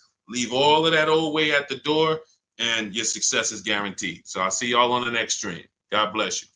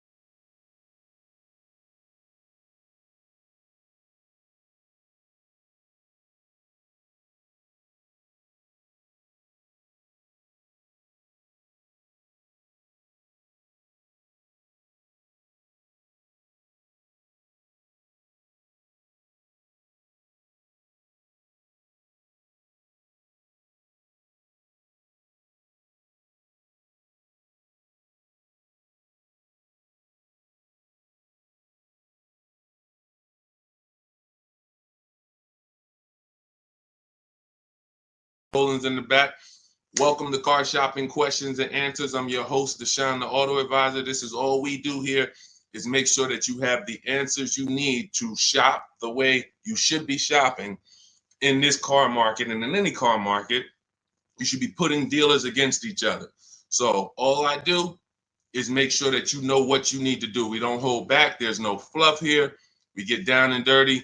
And but I do want you to lock in. If you have a notepad, you're going to want to take notes. You're going to want to watch this recording, because we're going to be going over some stuff you've never heard before. Pretty much everything we talk about here is stuff you've never heard, you've never done, and that's okay. That's why we represent unlearn, relearn. All right, we got to unlearn the old way Everything on the show is sponsored by my new digital book, Cars from Home. Thank God it's 5-star rated. Thanks to everyone who's reviewed it. You can get your copy for 75% off in my TikTok bio, in my Instagram bio, in the YouTube comments, or in the Facebook comments over the next 30 minutes. You got 30 minutes to get 75% off, and that book will be in your inbox in 5 minutes. You'll have everything we're going to talk about on the stream and more. All right, so let's get started with the first question. What's a good mileage on a decent first car? Well, you want to look at mileage per year. So if you're looking at a car that's 5 years old, you want to consider average miles driven is 10 to 12,000 miles. That's average miles for a driver. So if you look at a 5-year-old car, 60,000 miles is just fine. You're looking at an 8-year-old car, 8 times 10, 80,000 miles, 96,000 miles. That's perfectly fine average miles for that car. Now, some people like to get below average miles. That's fine too. You know, anything above that. But here's what's more important than the mileage on the car. Service records, absolutely paramount. In fact, let's go to what really makes the car good or not, the DNA of the car. The DNA of the car is things that can't be fixed even when the first owner took care of the car. You might have a car, we always do what's called an initial quality check, a longevity check, and a reliability check on each car. I'm going to show you how to do that very easily. It takes 5 minutes. All of the stuff that I'm talking to you about takes minutes, not hours to do using a computer. So when you said the DNA of a car, that's something that can't be controlled because they made it that way. So if you look at a car and it has bad electric issues, that's in the DNA of the car. Doesn't matter if it was taken care of, doesn't matter if they serviced it. It's built in. Some cars, when you do your longevity check, let's say you're looking at a 2018 Nissan Sentra. You type into Google 2018 Nissan Sentra longevity. You're going to see, hey, some of these vehicles have electrical transmission problems at 80,000 miles, 90,000 miles. It's in the DNA of the car. Doesn't matter if you got a good one. Doesn't matter if you got a bad one. Chances are you're going to deal with these issues. So what we do, any car you are looking at, a used car, I want you to type in the year, the exact year of that car, and then type in reliability. That's going to tell you what they said about the car the first 3 years. You skim the articles. You don't need to read. All you're literally doing is skimming that first page. If you see this car has less than normal reliability, less than average reliability, you want to look for red flags. Then, once it passes the reliability check, then you type in 2018 Nissan Sentra longevity. Skim the articles. You'll see things about the engine. You'll see, okay, these engines last 200,000 miles. You'll see any red flags. You look at that first page, skim it. That's going to tell you everything you need to know to see is the data showing on these cars that it's bad. Don't listen to your neighbor. Your neighbor has one car. Hey, I love this car, but there's 10,000 other people with that same exact car, and maybe 20% of them are having an issue. So go where the data is, type in that search. It's very easy to do. That's in step 4 of my book, which is called Shopping, Not Buying. All of that is we do a 7-step process, and we do not buy any car or lease any car without checking the DNA of the car, which is the data. That's more important than the mileage on a used car. Great question.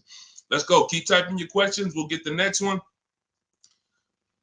All right, we'll get the next question. All right, let's go. Is it better to say I have a trade-in or not? Great question. We don't use the word trade-in. That's actually a curse word here, because I'm going to tell you this. If you had this phone, will you get more money? I want everybody to lock in. Stay close to your keyboards. We're going to go through as many questions as possible. If I had this phone and I wanted to sell it online, would I get more money selling it online, or would I get more money trading it in for another phone? Type into the comments. Would I get more money for this phone selling it on the open market or trading it? Sell or trade? Thank you. Sell. Okay, shout out to the people that are locked in. So that's a good indicator of why trading does not get you the most money. Trading is a convenience thing. Now, we used to have to sell our cars privately if we wanted to get more money. Used to have to list them on Facebook Marketplace, have a bunch of people come by your house. They're driving it. Hey, you mind if I look under the hood? Strange people. We don't have to do that anymore. Why? Because there's big companies that cut cash checks for our cars, and it's easy to find them. I'm going to give you the 6. CarMax, Driveway, Carvana, Kelly's Blue Book Instant Cash Offer links you to a local dealership to get a cash offer. Auto Nation links you to a local dealership to get a cash offer. Car Gurus link you to a local dealership for a cash offer. This takes 20 minutes. This is step 2 in my book. I call it the equity assessment. You have to maximize the value of your current car. You're also going to learn that we don't mix transactions here. What does that mean? Whenever you do a trade-in, you're doing 2 transactions with one dealer.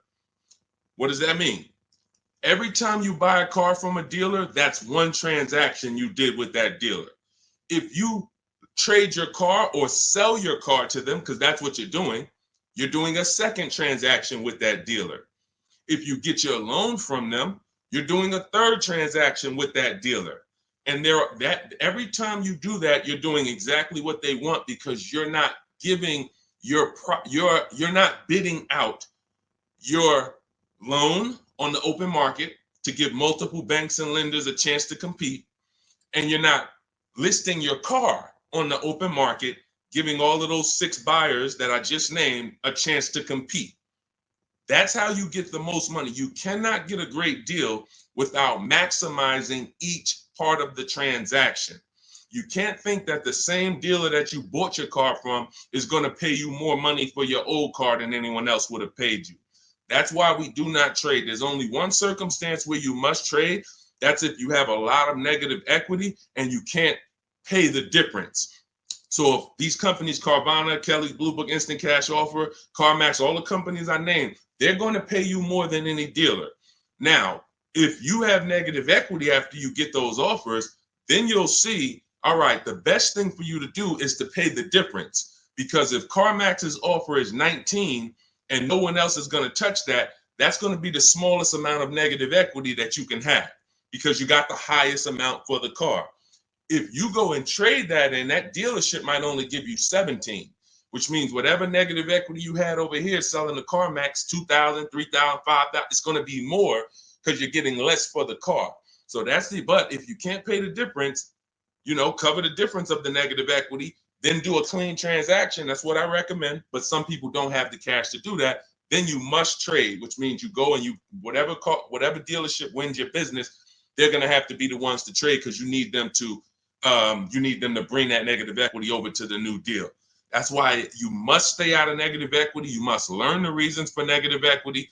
You must understand what causes negative equity, and then you must stop it. Because some of you, every single transaction you do, you have negative equity. There's a reason for that. You don't understand leasing. That is your problem. That's another question we'll go into, but that is the problem. I've been doing this 14 years, working in car dealerships. I've been educating people like you online since 2021. We got thousands of students, 10,000 books. So we do this. Negative equity is caused by either a short-term emergency where you switch your cars. Hey, I needed a bigger car. I thought I was going to keep this car forever, 8, 9, 10 years. But, my wife just had triplets. We needed a bigger car. We got to switch it. That's fine if you're going to pay off the car and keep it long-term. But if you're just switching cars, hey, I get a loan, 5-6 year loan, switch the car in 2 years, 3 years, roll the negative equity over. You keep doing that. The reason is you don't understand leasing, and you're in a financial structure that is going to penalize you for these short-term trades, and when you should be learning about getting below market leases. And we talk about that a lot on the stream. So great question. We do not trade. All of this is in my new digital book, Cars from Home, 7 Steps to Saving Time, Money, and Avoiding Dealerships. You can get a copy for 75% off as part of our launch offer in my TikTok bio, in my Instagram bio, in the YouTube comment section, or in the Facebook comment section. But it's only for 30 minutes. Once the 30-minute timer goes to zero, it's $97. And it's worth every penny at $97, but $24 is better. So go there, get your book, come back to the show. All right, see you in a sec. Go ahead, Dolan. Next question. $10,000 upsell. And you know what? Listen, this person grab this question, Dolan, for the next question. She said, I bought a vehicle during the pandemic, $10,000 upsell. I want to tell her about Bonita, but that'll be the next question. Let's get to C. Robinson on Instagram. We're in the midst of trying to lease a car. It's exhausting. Well, you're doing it the way they want you to do it. You're in there begging for discounts. You're in there walking into dealers, hoping you can get a good price. And what you don't understand is that 80% of dealers are overpriced. There's nothing you can do about that. Picture 10 dealerships on a block. 10 dealerships, they're all Nissan dealerships on a block. 8 of them are not going below a certain number. Doesn't matter how much you negotiate, yo, I'm not doing any better than this. And when they look at you and say, hey, Mr. Robinson, this is my best price, they're not lying. That's their best price. That's not their competition's best price. Their competition's best price is totally different. And what you have to learn is when you're looking at car dealerships, it's not like the Apple store. The Apple store, I go get an iPhone here, I could be in Southern California, it's going to be the same price. I can go up to Canada, it's going to be the same price in most cases. This is a convenience aspect. They fooled you into thinking, oh, the Nissan dealer you're at, we're just the closest one, but we're all the same. They're not the same. They compete every single day to see who's going to sell more cars. They report their numbers at the end of the month. They're competitors. They sell cars for different prices. So what you have to now do is bring that competition into your car shopping. You cannot do it going from dealer to dealer. If 8 out of 10 dealers are overpriced, then you need to figure out, how do I talk to all these dealers or communicate with them at one time to where I'm going to be able to get numbers from all of these dealers or whoever has a car, and I'm going to pick the winner. That is what we do. That's why our entire mindset and philosophy is called Cars from Home. There's only 3 reasons we're in a car dealership: to test drive, then we leave; to have our car appraised if we're selling it to a used car manager, then we leave; or to pick up our car because they don't deliver. That's the only 3 reasons. We are not there to talk numbers. We're not there to find out what's the specials of the day. We do all of that from home, online. You have the internet at your disposal. You wouldn't walk into a store to buy a $2,000 TV. Nobody would.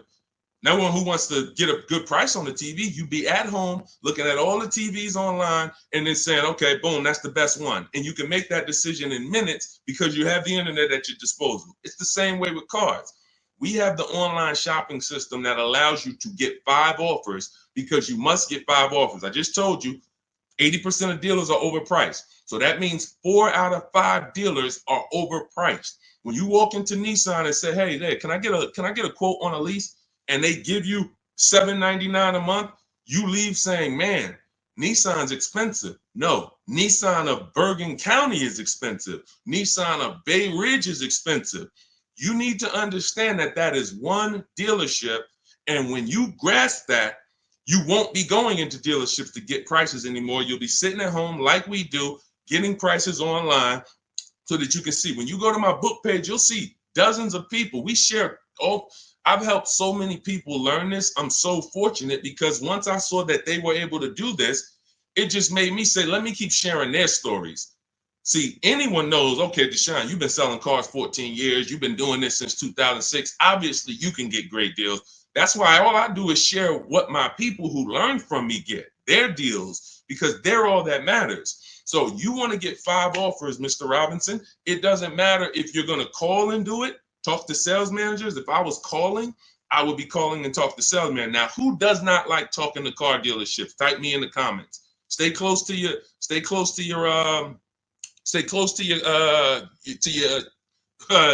keyboard because I need to interact with you guys. Who does not like talking to car dealers? Because there are some people who do. When I was in Mercedes, it was some people who used to pop into the dealership every 2 months. They just come in. Hey, what are you doing here? And they're like, it's just, they get a thrill out of it. But if you don't like talking to car salesmen, type me or type hate it. I would only talk to managers if I enjoyed talking to car dealerships. I would only talk to managers if I enjoyed it. I would never be talking to car salesmen about a car deal. I would only talk to managers. That's one way to do it. But it's not as easy as our way. Now, if you're not going to use my book, talk to managers. Talk to managers. You must get 5 offers because then you're going to see how the heck is the same car, same $35,000 car. One dealership's charging me $560, no money down. One dealership's charging me $490, no money down. One dealership is charging me $395, no money down. How are these offers so different? because you're proving to yourself what I'm trying to tell you, which is 8 out of 10 are overpriced. That's their best offer. Charlie, that you've been buying cars from for 17 years, you done sent your kids to him, he might not compete. He's happy as long as you keep coming in and letting him control your deal and saying, hey, I made you a good deal. But once you start putting Charlie against the competitors, you're going to see Charlie was probably overcharging you all these years. And he's happy as long as you don't shop. But everything we do is by email. We do not talk to car salesmen. Everything we do is by email. In my book, I have scripts, templates. They're all email scripts. I'm not giving you script. Hey, don't ever say you don't have a trade-in. All of this stuff they've been trying to teach y'all since 2009 that never worked, that still had you having a horrible experience. We don't do that. I'm not teaching you to go negotiate with someone who negotiates 3 times a day, 5 days a week. I'm not going to do that. But what I am going to do is teach you what to say by email to everything they're going to say to move the conversation forward with multiple dealerships at once so you can get 5 to 7 offers. That's why in my book, step 5 is called the 25 to 5, where we connect with 25 dealers online. We do it in 20 minutes, and you use my email scripts to move the conversation forward to get 5 to 7 offers. Once you get 5 to 7 offers, you're going to see the best one. You make your deal in literally minutes. This will take you 90 minutes. This is so simple to do. That old way you'll never go back to. That's the system for buying new cars and leases. Shopping for used cars is different. We still don't talk to salesmen, but it's a different system because we use the marketplaces. But that's your problem with shopping for a lease right now, C. Robertson. You are in the wrong places, talking to the wrong people, trying to beg for discounts when you need to step out of that and start making dealers bid. That's all in my new digital book, Cars from Home, 7 Steps to Saving Time, Money, and Avoiding Dealerships. It's the whole blueprint, step by step. You can't mess it up. We got grandmothers, single mothers, introverts. Doesn't matter. You cannot mess it up. So get your copy for 75% off in my TikTok bio, my Instagram bio, the YouTube comment section, or the Facebook comment section. Only for 30 minutes. Use it. You'll never have these problems again. Go ahead, Dolan. Next question. Great question. Let's go. Negative equity. Can I still get a good trade? Not necessarily. This person has negative equity and they're asking, can I still get a trade in value? I told you the first thing you want to do with negative equity is make sure you're getting the most money for your car. That's super important because if you could have gotten 18 for your car, but you're looking at 16 and you're saying, okay, based on 16, I have $4,000 of negative equity. Well, if you got 18, you'd have 2,000 of negative equity. So part of this entire transaction, which I call the equity assessment, is making sure that I have found the buyers who will cut me a cash check and pay the most money. I do not go into dealerships and have them look at me and say, yeah, well, based on what we could pay, you got about 8,000 negative equity. Again, you're not going to pay more money than CarMax, Driveway, Carvana, Kelly's Blue Book Instant Cash Offer, AutoNation, and Car Guru, Sell My Car. These are 6 offers, and these are people who every day they are fighting to buy vehicles. These are the people you want to be selling your cars to. People who every day all they do is get up and buy cars. People coming in there, hey, I'm here to pick up my check. They inspect the car, go into the accounting department, cut the check. Thank you, sir. Take off the license plate. Next. This is what they do. They're not trying to sell you a car. They're trying to buy cars. That's why we want to put our car in that market. So that's the first thing. Now, when you look at that, I have 2 strategies in my book for negative equity, and then a third one that doesn't lead to a car, because there's only 2 things that I've seen that stop people from getting cars depending on their situation. Credit is too bad, negative equity is too high, and they can't transfer it. We had people, I remember I was at the dealership, I'm at Mercedes, I got people with 800 credit scores not getting a car. They could afford it, can't transfer it. The bank's not going to approve it. They got 10,000 in negative equity. They're trying to roll it over to a $40,000 car, and they're trying to do no money down. So they want to finance the tax. They want to roll in the tax, the fees, and the negative equity. Bank's not doing it. That is how you could not get a car with negative equity. But there's 2 situations where you can. First one is if you can pay that difference. I already mentioned that. You get your 6 offers: driveway, Carvana, Kelly's Blue Book Instant Cash Offer, CarMax, Carvana, Kelly's Blue Book Instant Cash Offer, driveway, and Car Gurus and AutoNation Sell My Car. 6 offers. If you can pay the difference, do it, because now you got a clean transaction. Now there's no baggage. I'm going in to shop for my car. Now, you have to time your transactions. In the book, I teach you how to time the transaction. You're not selling the car to them right away because you got to go find your car first. But here's another great thing about these companies. When you find out your car is worth 18, that's my highest bid.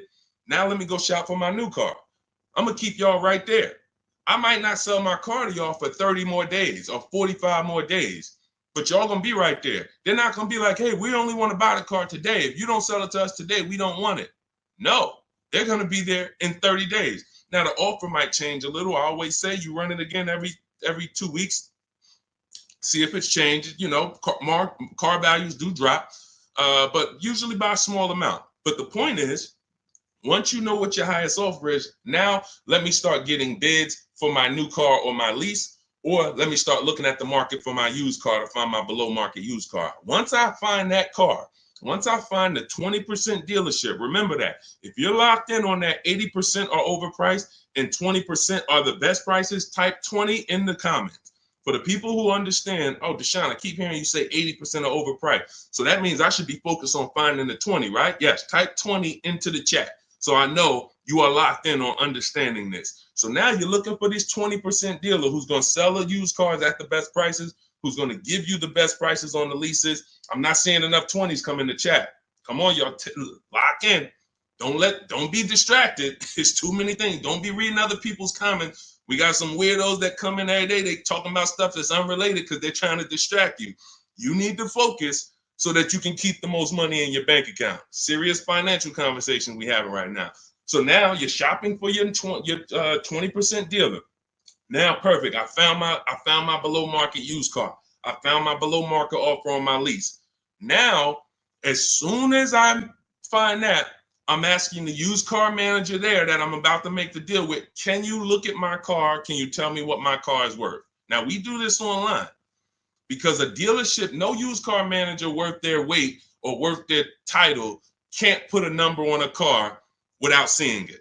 They do it all day long. Sit there, look at the auction, put numbers on cars, So we can literally say, hey, can I send you all the information about my car? Can you give me an idea of what you could pay for it? Once we send them the year, make, model, send them pictures, they might say, okay, look, I'll give you about 17 for it. I need to see it. They're always going to say, I need to see it 100%. But you're about to go over the finish line with them. So now what they can pay for the car is what they can pay. You can't look at what CarMax was giving. You can't look at what you were getting through AutoNation, the car buy. You can't do that because, again, this is a dealership who's beat all their competition to sell you a car. That means they're selling you the car at the lowest price. The chances of them being able to beat all the competitors who wanted to buy your car is very, very slim. Very slim, almost impossible. But every now and then you will run into a deal like this. And this just happened with Melissa. Where's Melissa? Melissa, she gets her 2025 Honda Pilot. She didn't want to buy anymore because I told her about the 8-year rule. She found out she wasn't keeping her cars 8 years. She should be shopping for leases. She was spending so much money buying these cars, replacing them every 3 to 5 years, and she was losing on resale and depreciation. So once she learned about the 8-year rule, this is step 1 in my book, she said, Deshaun, I'm not buying anymore. I'm going to be leasing. So she shops for her below market lease. She ends up getting a cash check. She gets her highest offer from Carvana for her old 2018. It left her with $12,000 of equity. Now, once she made her deal on the Honda, she asked the used car manager to look at the Kia. He matched the Carvana offer and gave her $12,000. That does happen sometimes. Every now and then, you're buying from a dealer and they can look at that used car and say, you know what, that car is valuable to me. And they will be able to match the offer that you got from the online buyers. But it doesn't happen in most cases. So you usually, but you don't want to get rich. You know, if I knew that I was getting 19 over here and they tried to offer me 14, that's when I'm going to be like, hold on, I might have to go and look at my other offer or my next best offer because it sounds like you're a little too low. But this is what you are. When you're at the mercy of trading, this is what you do. You can look at the market value of what you get and you're like, I know you're giving me nowhere near that. That's why I need y'all not to be trading cars. Get out of negative equity, stay out of negative equity, understand the cause for negative equity. You should be leasing cars, not buying them. The reason you have negative equity is because you buy cars, take out 5-6 year loans, 7, God forbid longer than 6. You're not paying them off. You're replacing the cars before the loans are paid. And this is continuing to keep you in a cycle of burying yourself in negative equity when you could be paying hundreds of dollars less, leasing cars, getting the mileage you need because you pick the mileage on a lease, driving new cars, always under warranty, and paying a whole lot less hassle-free if you just understand leasing. So feel free to ask questions about leases, and we'll go into detail about that. But that's the answer to your question. Everything we're teaching is in my new digital book, Cars from Home, 7 Steps to Saving Time, Money, and Avoiding Dealerships. You can Google it. You want to jump off and go Google that book. It's 5-star rated. Thank you to everybody who's reviewed it, rated it on Goodreads. Part of our welcome offer, you get your copy for 75% off. You won't pay the normal $97 price. It'll be in your inbox in 5 minutes. You'll have everything I teach for below market deals on leases, purchases, new cars, used car, high mileage drivers, understanding leasing, everything in minutes. In my TikTok bio for 30 minutes, Instagram bio, the YouTube comment section, or the Facebook comment section. Get there before 30 minutes is up, because after that, the price goes back up to $97. That's our welcome offer. Go ahead, Dolan. Next question. Shout out to the sharers and shout out to the people running the likes up on TikTok. Y'all know it's a couple people on here that know. I can see the likes just going up. Y'all keep tapping the screen and y'all see those likes run up. We appreciate you. I can't share this. We can't get this message out without you. The people who take the time to share. I see you. Hello from Jennifer. She said just shared the live. Everyone who shares these broadcasts, who tags their friends, we appreciate you. Y'all are the real ones. All right, let's go. Steve Chase. The 5.3, 6.0, 6.2 GM motors with variable valve timing are throwing lifters like crazy. Beware. Okay, well, listen, that's what we would check in our reliability and our longevity checks. See, so he's talking about the engines on these vehicles and the variable valve timing engines. Listen, there are cars that are new cars that have serious problems, especially when you consider what happened in 2020 to 2023, when we had a limited inventory supply, but we had people trying to build cars to get them out to satisfy demand. So you had a lot of cars being built on the fly. But here's the thing. Step 4 of my process, which is shopping, not buying, we're doing a longevity check, a reliability check, and an initial quality check. Any vehicle you're doing, if you're leasing or buying a new car, you need to understand these 3 terms. Initial quality is, what is the data saying about the car the first 3 months? What are the owners saying? Is the technology clunky? Is it hard to use? That's initial quality. First 90 days that the vehicle has been in existence, what is the data saying? Reliability is the first 3 months. What are owners saying the first 3 months about this vehicle? What is the data showing? Not your neighbor. Your neighbor is not the data. Hey, I love this car, Steve. Okay, there's 10,000, 50,000 other people that have this car, and maybe 10% of them don't love this car because it's an issue going. You might have got a good one, they didn't. We need to know what the data says. So reliability is the first 3 years. Longevity is the long term. What are the reports saying about the engines, the transmissions? So how do we check this? It takes us 5 to 8 minutes. You type in the year, the specific year, make, and model of the vehicle you're looking at. You do not type in Kia Sorento reliability. No. 2019 might have been trash, but they saw the data and they fixed it in 2020 is great. You must type in the specific year. So you're going to type in 2020 Kia Sorento initial quality, and you're going to just skim the first articles on Google and see what is it saying. Okay, this initial quality, owners report these issues, electric issues. Just skim the first page, look at the major third-party websites. Do not look at any websites that were made by a dealership or the brand that makes the car. Don't look at KiaNews.com. No, you want to look at the third-party sites to see what they're saying about this vehicle. Now, you move to, once it passes that check, You move to the reliability. 2020 Kia Sorento, reliability. Skim the articles. What is it saying?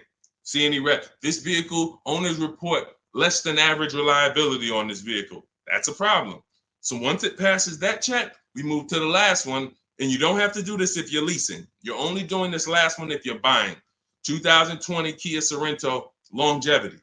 That's going to tell you right at the top. Owners report these engines last 80, 90,000, transmission issues, 80, 90,000 miles. Or sometimes you'll see right at the top, these vehicles last 200 to 300,000 miles when taken care of, well maintained. That's a great sign. Now, how do we make sure that the vehicle's been well maintained? That's a different issue. We talked about that a little earlier. This is how we do it with service records and all of that. But you must check what Steve is talking about is the DNA of the vehicle. That's what I call the DNA of the vehicle. An engine that they made, a transmission that they made, a steering system that they made. It's either good, great, or bad. If you got problems, you can't change the steering. You can't find one that was well maintained and taken care of and say, all right, great. Now I don't have to worry about those issues. Yes, you do, because they made the car like that. They made it with a bad steering system. They made it with a bad transmission. So when you do that, this is step 4 in my book, Cars from Home, 7 Steps to Saving Time, Money, and Avoiding Dealership. Step 7 is delivery. But step 1, most important question, leasing versus buying. We go into that. Step 2 is the equity assessment to make sure we get more for our vehicle, for our old replacement car. And that includes leases. Some of you didn't know you could sell leases. We've been doing it for 3-4 years, teaching people how to do it. That's in the equity assessment step. Step 3, we structure our deal. Step 4 is called shopping, not buying. Step 5 is multiple offers and multiple options. We're in the market. Step 6 is paperwork and protection. Step 7 is delivery. So step 4 is where we make sure we're not getting bad cars with bad engines, Steve. So the warnings is not there. If people are going to do what I just said, they're not going to be a victim of what you just said. If they're not, yeah, they'll end up with a car that's in the shop every 6 months. And that was an easily avoidable problem. So you can get your copy of my digital book in my TikTok bio, my Instagram bio, Facebook comments, or the YouTube comments for 30 minutes only. You get 75% off as part of our welcome offer. Go download your book. It'll be in your inbox. Make sure as soon as you get your book, you screenshot the thank you page. Right on the thank you page, it says click below to open your book. And I'm sending you another copy by email. But every now and then you type your email in wrong. You don't, and we can't send an email to a wrong email. So make sure you screenshot, get my support team's email. Just in case you type your email wrong, we can make sure you get your book. All right. Great concern, Steve. That's how we address it. Yeah, Dolan, pull the next question in. All right, great questions today. I'm loving these questions. What's going on, Duchess of Kings? I probably butchered that. Forgive me. Should I sell Hyundai Sonata that is highly stolen vehicle? I'm not understanding that question. Should you sell the Hyundai Sonata, which is a highly stolen vehicle? You're gonna have to, try to clarify that question. Now, Dolan, there was a question on TikTok I mentioned earlier about somebody who said they bought a car during the pandemic, a $10,000 upsell. It's from Hey, it's Elmo. Okay, perfect. Hey, it's Elmo says, I bought a car during the pandemic, $10,000 upsell. This is the sad part about what happened during the pandemic. They made you think that everyone was selling cars at those prices. And that's where I birthed the system that I teach about making dealers bid so that you can see that 80% of the dealers, even back then, were overpriced. I had friends in the car business, still do that, with managers that I was calling during those times. And we were talking about what dealers were doing. And it was like, some of them were disgusted with it. Very, very few of them were moving like that. They were selling at list price. Very few were giving discounts, but no one was charging $5,000, $10,000 over sticker. So I knew that. And my mission was to teach people back then that you have to get bids from multiple dealers, because the 80% who you guys know are the overpriced dealers. If you've been on this stream, 80% of dealers are overpriced, 8 out of 10. If there's 8 Kia dealerships on the road, 8 of them, no matter how much you negotiate, are never going to be as low as the other 2. The other 2 are the competitor. They want to beat their competition. They don't care if they make $1,000 profit on a deal. As long as they're beating their competitors, they want to do it. These other dealers will be like, hey, I need to make at least $4,000 on this car. I'm not selling it. That's what you're dealing with. And they're not giving you the rebate. So all of this stuff happened during the pandemic because people didn't know how to shop. So one of the most popular vehicles during the pandemic was this vehicle I'm showing on YouTube, Facebook, and Instagram. It's the Kia Telluride. And Benita, you can look at the year. This was 2022. We were still seeing people pay $5,000 and $10,000 over sticker for these Kia Tellurides. Benita comes in, she gets bids, and she ends up with a lease at $600 a month, $600 down. She gave them $600. She drove off. There were people, and if anybody is willing to say me and tell your story about the Kia Telluride, there are people that were paying $800, $900 a month for this exact same vehicle. They were leasing them and buying them for $5,000 and $10,000 over sticker. She ends up, I don't know if she got a discount, but she probably did because you couldn't get to a $600 payment on a Kia Telluride back then without a discount. So what does that tell you? It's always going to be deals. It depends on how you shop. Somebody came to me in the gym. First thing he said to me was, man, when is the car market going to get better? We have been getting deals since 2019. There's never been a point in time in my life where I couldn't get a below market deal.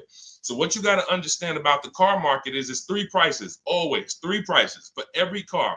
Every time you buy a car, you need to lock in. There's three prices that could be paid. Market value, that's what most people are paying.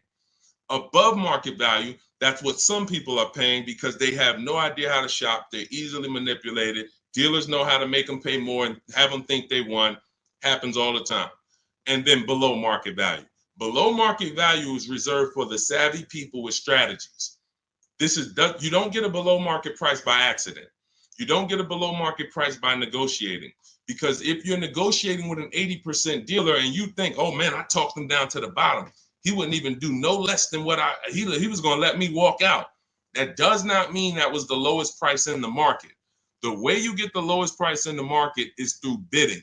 It's through getting 5 offers from 5 separate dealers to get your prices. Look at somebody like Teddy.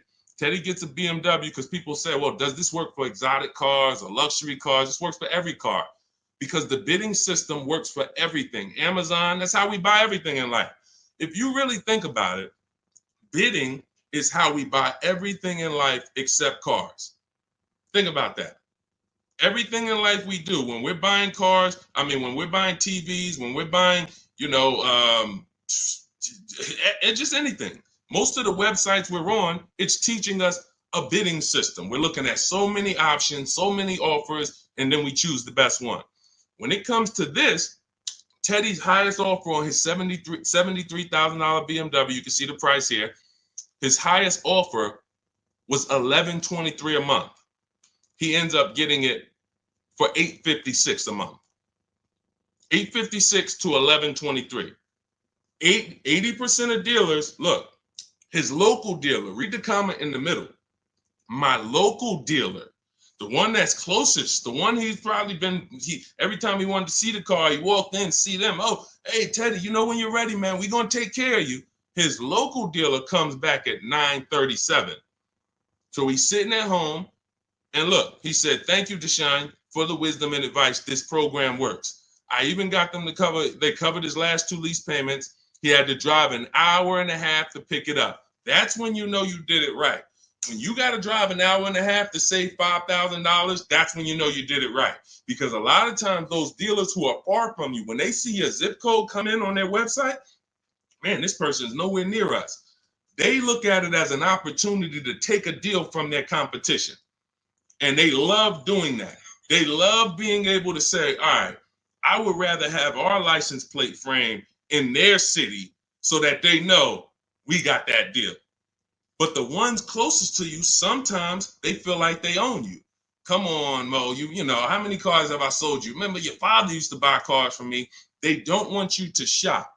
So when you understand that you are going to overpay by not shopping, it's a guarantee because that is how the car business makes their billions. I always say that's how the banks make their billion. We didn't get into the banks yet. We didn't get into making banks bid. The banks make their billions the same way. They don't want you shopping other banks. They want you locked in. Here, get a pre-approval. Lock you in. You got 30 days to find a car. Then you got to come back and get another pre-approval. Everyone wants to lock you in. They don't want you using the internet to get better deals, sitting at home, making all these banks bid, all these companies bid. And that's the reason why you can pay $10,000 upsell and think that was the best deal you could have gotten. I remember when the Bronco came out, the new Bronco came out right about that time, and everyone wanted the Bronco. There was $10,000 over sticker and more. G-Wagon, same thing, $25,000, $50,000 over sticker. If you knew how to shop, you could find a dealer that wasn't paying, that wasn't charging that.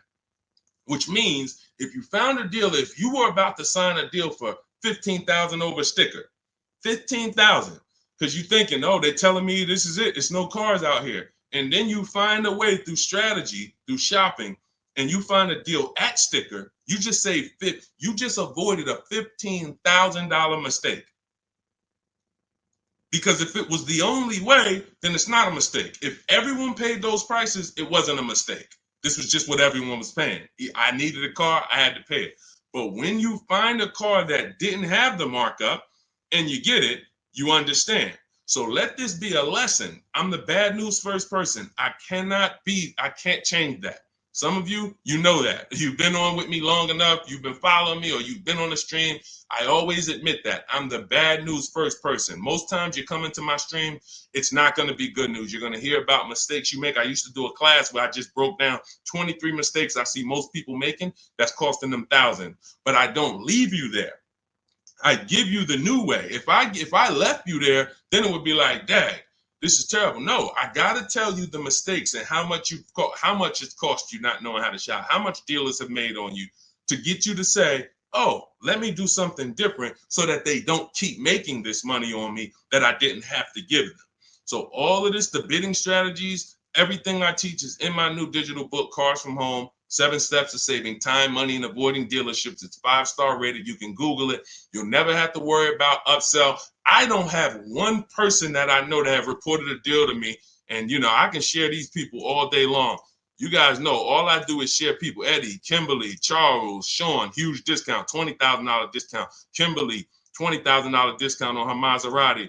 Charles, ridiculous deal on her Palisade. Pierre, on his pre-owned Mazda, he gets 20% off the original MSRP on his pre-owned. It was only 1 year old at the time. Zafrina gets a 0.88% lease, $579, $66,000 vehicle. Tiffany, use my book, $44,000 Mazda, ends up getting $6,500 discount from home. All of these people are making these deals from home. Teddy, we already talked about. Look, Jared, use the scripts. Lowest offer $565 a month to $520 a month. 2024 Volkswagen, no money down. No one who has learned from me has ever paid over sticker. We don't really even accept sticker price. We find the dealers who want to beat their competition, and in most cases, dealers are going to, let me show you the biggest discount I've ever seen. I've never even gotten, and now this is a specific car. Every car is different. The bottom market value of every car is different. But Milligan, she got the biggest discount I've ever seen on any car. Hold on.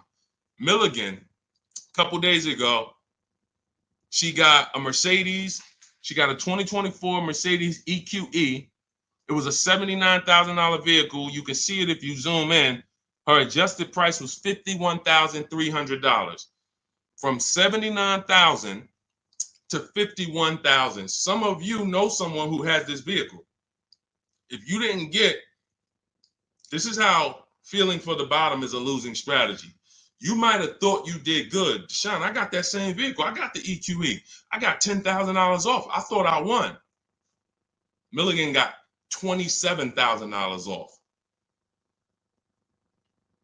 Let that sink in.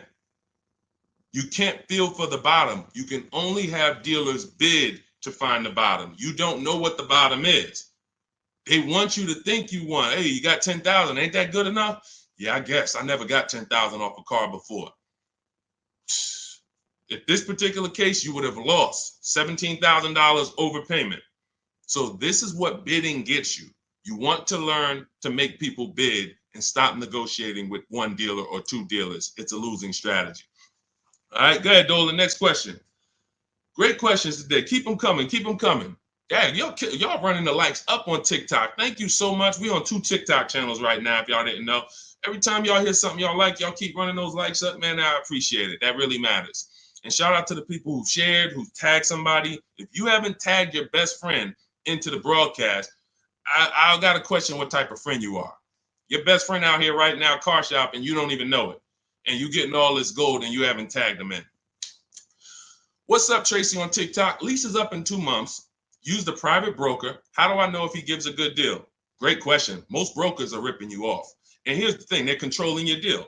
They're not bad people. They're just about the profit. So as a broker, we work on trust. When I was a broker, it was a trust system. So I care about you more than the dealer. Let me represent your interests. Here's the problem. If you don't have a broker who's sincerely shopping the market for you, then you're losing. We always separate our transactions. I call them the 3 pillars of great car deals. Who you buy your car from, that's one pillar. You need to get a great deal there. You need to get the best deal, who you buy your car from, 80% to 20%. Who I sell my car to, that's another transaction. And that includes an old lease. We haven't talked about selling leases yet. No one's asked. But we sell leases. If there's equity, we sell them. So if you give that broker your old lease and you didn't do an equity assessment, now they have control of that. And then lastly, if you're not leasing, you're getting a loan, who you get your loan from. That's the 3rd transaction. So there's money in each of these transactions. There might be $7,000 with rebates and discounts in the car you're buying. Could be more. You saw Milligan's deal. She got $27,000 off. It was huge rebates that no one knew about. Then you have money in your old car. You might have a couple thousand equity in your lease or equity in your old car. Now you're giving them control of that. And now the car that you're, if you're getting a loan, the interest rate, you're giving them control of that. If you could have got 5.9, but they're giving you 7.9, then there's markups in your interest rate. There could be $2,000, $3,000 in markups there. So you're giving them control of all of this money. So how do we sincerely know if a broker has gotten us a great deal or not? They're giving us a market report. See, in Cars from Home, in my book, you're going to learn to do a market report. Very simple. 25 dealers in my book, step 5, we reach out to 25 dealers online. Takes us 20 minutes for a new car or a lease. I call it the 25 to 5 because we're connecting with 25 dealers online using my email script, and we're going to get 5 offers minimum. 25 to 5. So at the end of making our deal, everyone who I just showed you has a market report. They know what this dealer said, what this dealer said, what this dealer said, what this dealer said. This dealer didn't have a car. This dealer didn't have a car. This dealer had a car, it was the wrong color. This dealer, then they have these offers so that they know they didn't leave any money on the table. And they do this in 90 minutes. So literally connecting with 20 dealers takes 20 minutes. Using my scripts and all my copy and paste stuff takes 90 minutes to make these deals online. And we know that we didn't overpay. If you're buying your new car, you're looking at all these offers, you guarantee I didn't overpay. If you're getting your selling your old car, what are the numbers from CarMax, Kelly's Blue Book, Instant Cash Offer, Carvana, Driveway, AutoNation, and Car Gurus? What are those 6 offers? If the broker didn't tell you this is what the 6 offers are, this is what your offers are for your old car, they usually have a wholesaler that buys the cars from them. Hey, this person wants to sell a car. Hey, what could you pay me? And then this wholesaler cuts them a check for $1,000, $1,500, $2,000, and then they take the car. They're using their network. They're not taking you to the market. That's the problem with brokers. When I was brokering, I had a network, but it was always trying to expand. But here's the thing, every dealer doesn't work with brokers. Every dealer won't pay a broker. So you might think, well, I paid them $500 or $1,000. They want to also get paid from the dealer. The dealer cuts it. That's why most brokers make deals with the same dealers, because those are the dealers who do business with brokers. They'll cut them $1,000 check, $2,000 check.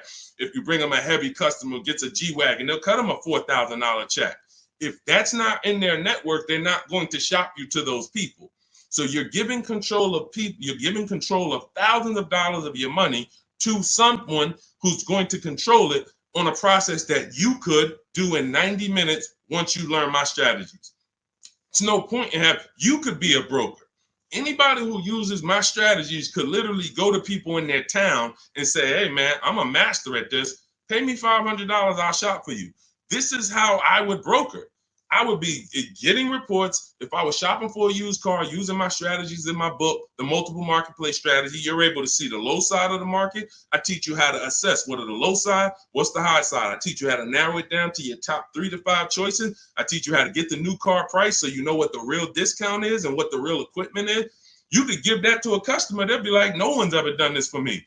That was worth every bit of the $500 I paid you, $700 I paid you.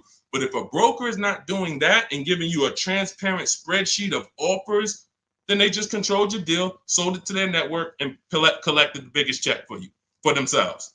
That's how it works. So get your copy of Cars from Home, my new digital book, 7 steps to saving time, money, and avoiding dealerships. Part of our welcome offer. You get it for 75% off. It'll be in your inbox in literally minutes. You can go to my TikTok bio, my Instagram bio, click the website, or my Facebook comments, or my YouTube comments. Click the website to activate your 75% off.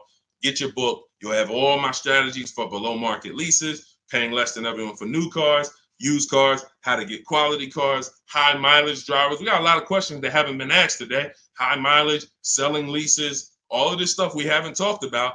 That's all in there step by step to make sure you pay less than everyone else and you do it from home without having to negotiate or beg or have down payments or any of the stuff that they want you to think you need.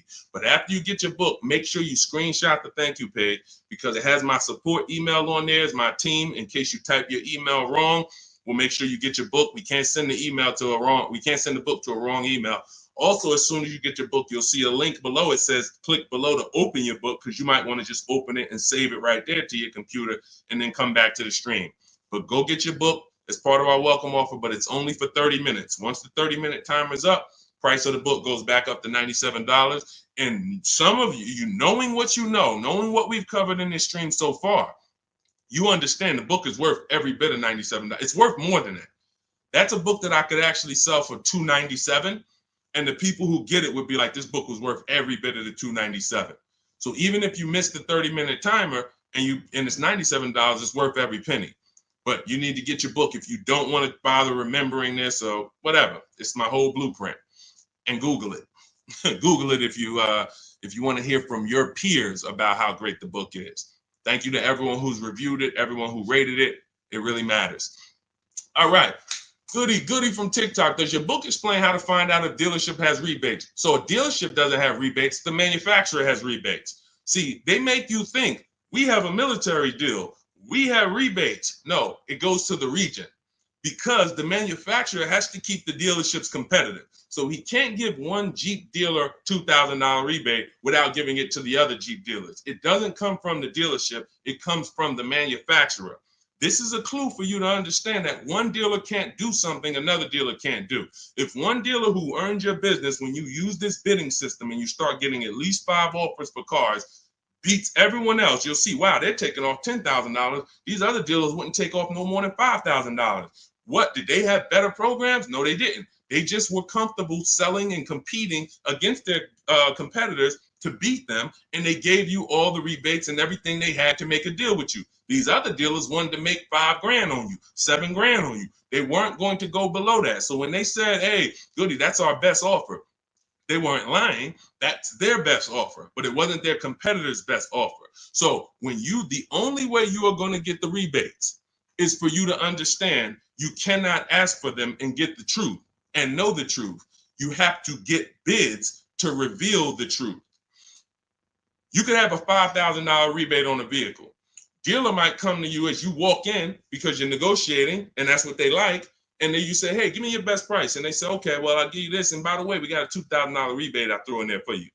Oh, that's great. Now you think you're doing good. They just told me about a $2,000 rebate I didn't even know they had. You go to another dealer, they tell you it's a $3,000 rebate. But once you get bids and you're looking at 5 to 7 offers, you see, wow, it's actually a $5,000 rebate. You have to reveal that. We had a woman in California, Shonda, she was buying a Volvo XC60 or XC90 at the time. She's using our strategies. She's in Northern California. She got a Costco program rebate on our scripts in my book. I teach you how to put any affiliations you have. There's certain things you must have when you contact a dealer for a new car quote or a lease quote. They need to know your zip code, what you do for a living, what vehicles in your household. Many of you can't get quotes because you're just not giving the dealer what they need to actually give you a quote. So that's why I have the templates in there that you just fill in, send it to them. So on her deals, she sees that there's a rebate for Costco members. There's also some other rebates, but she found out that the best price she was getting was in Southern California.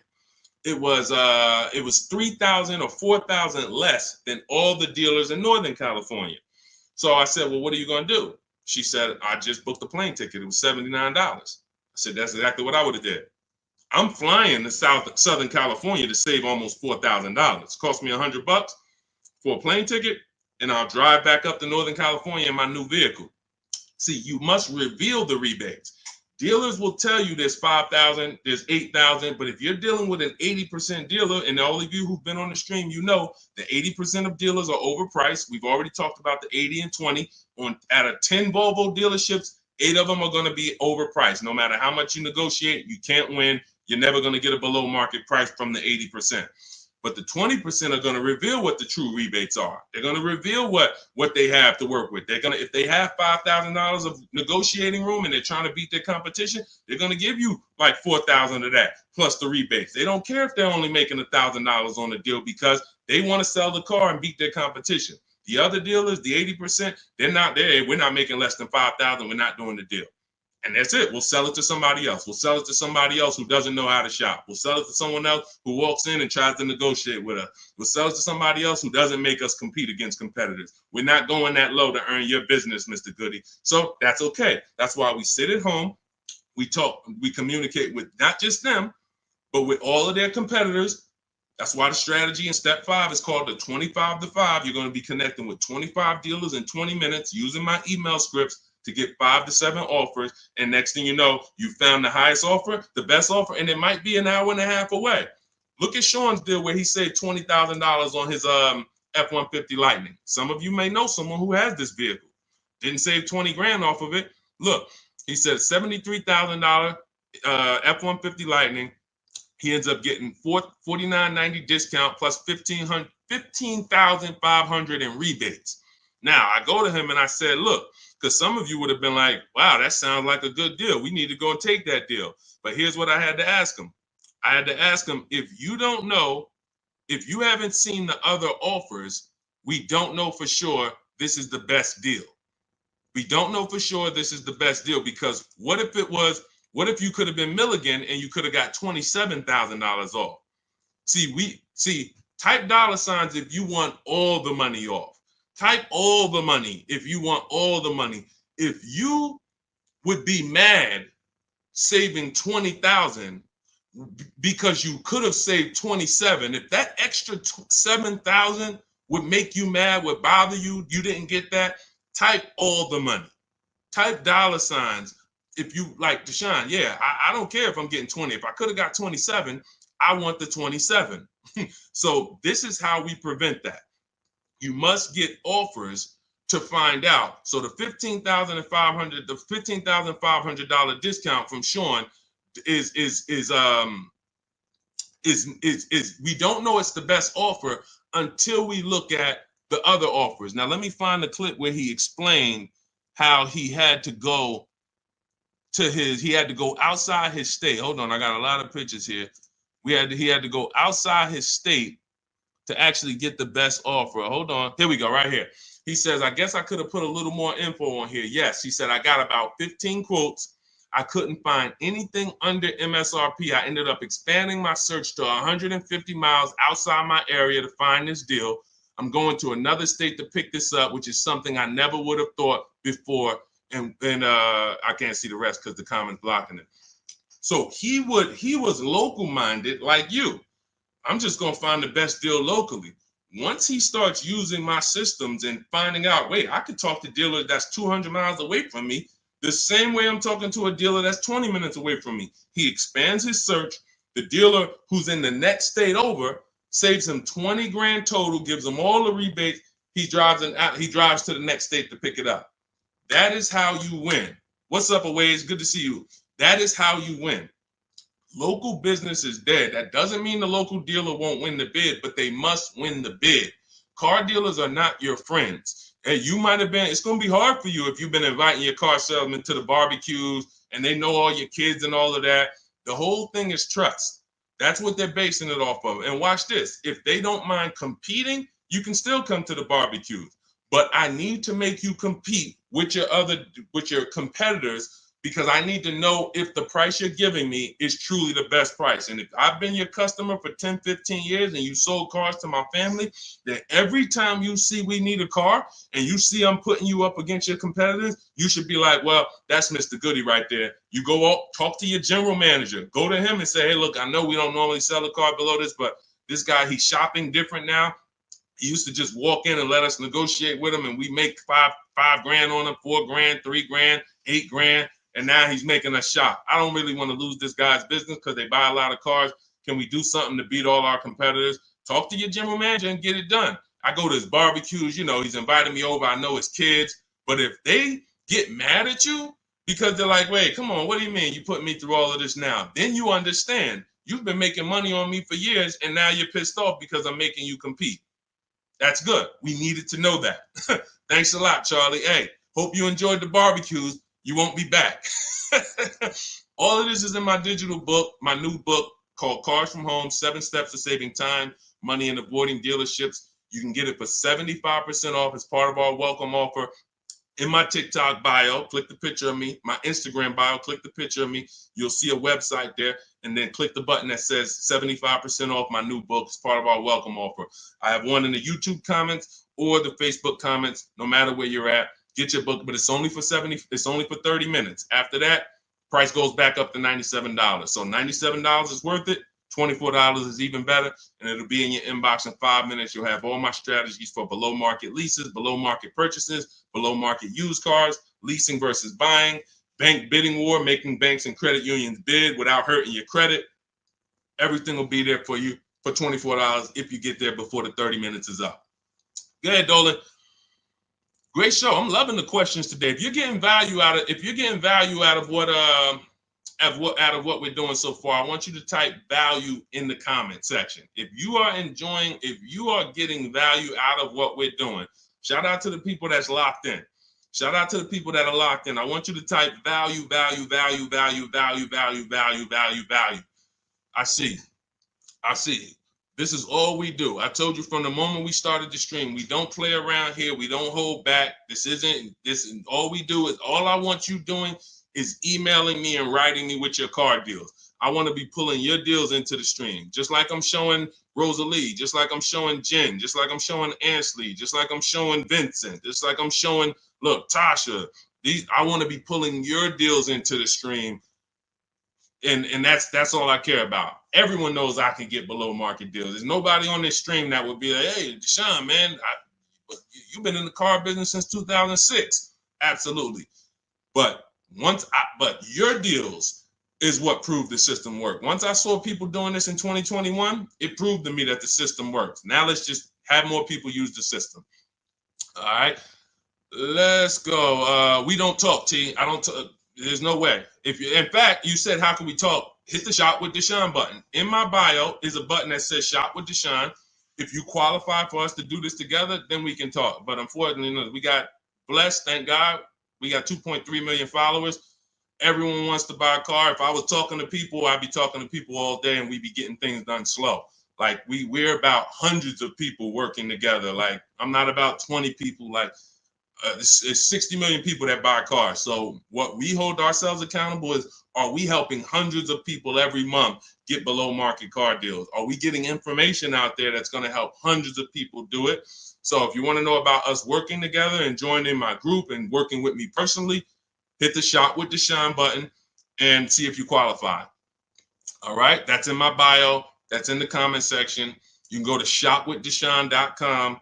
See if we qualify to work together, but that's the only people that I talk to. All right.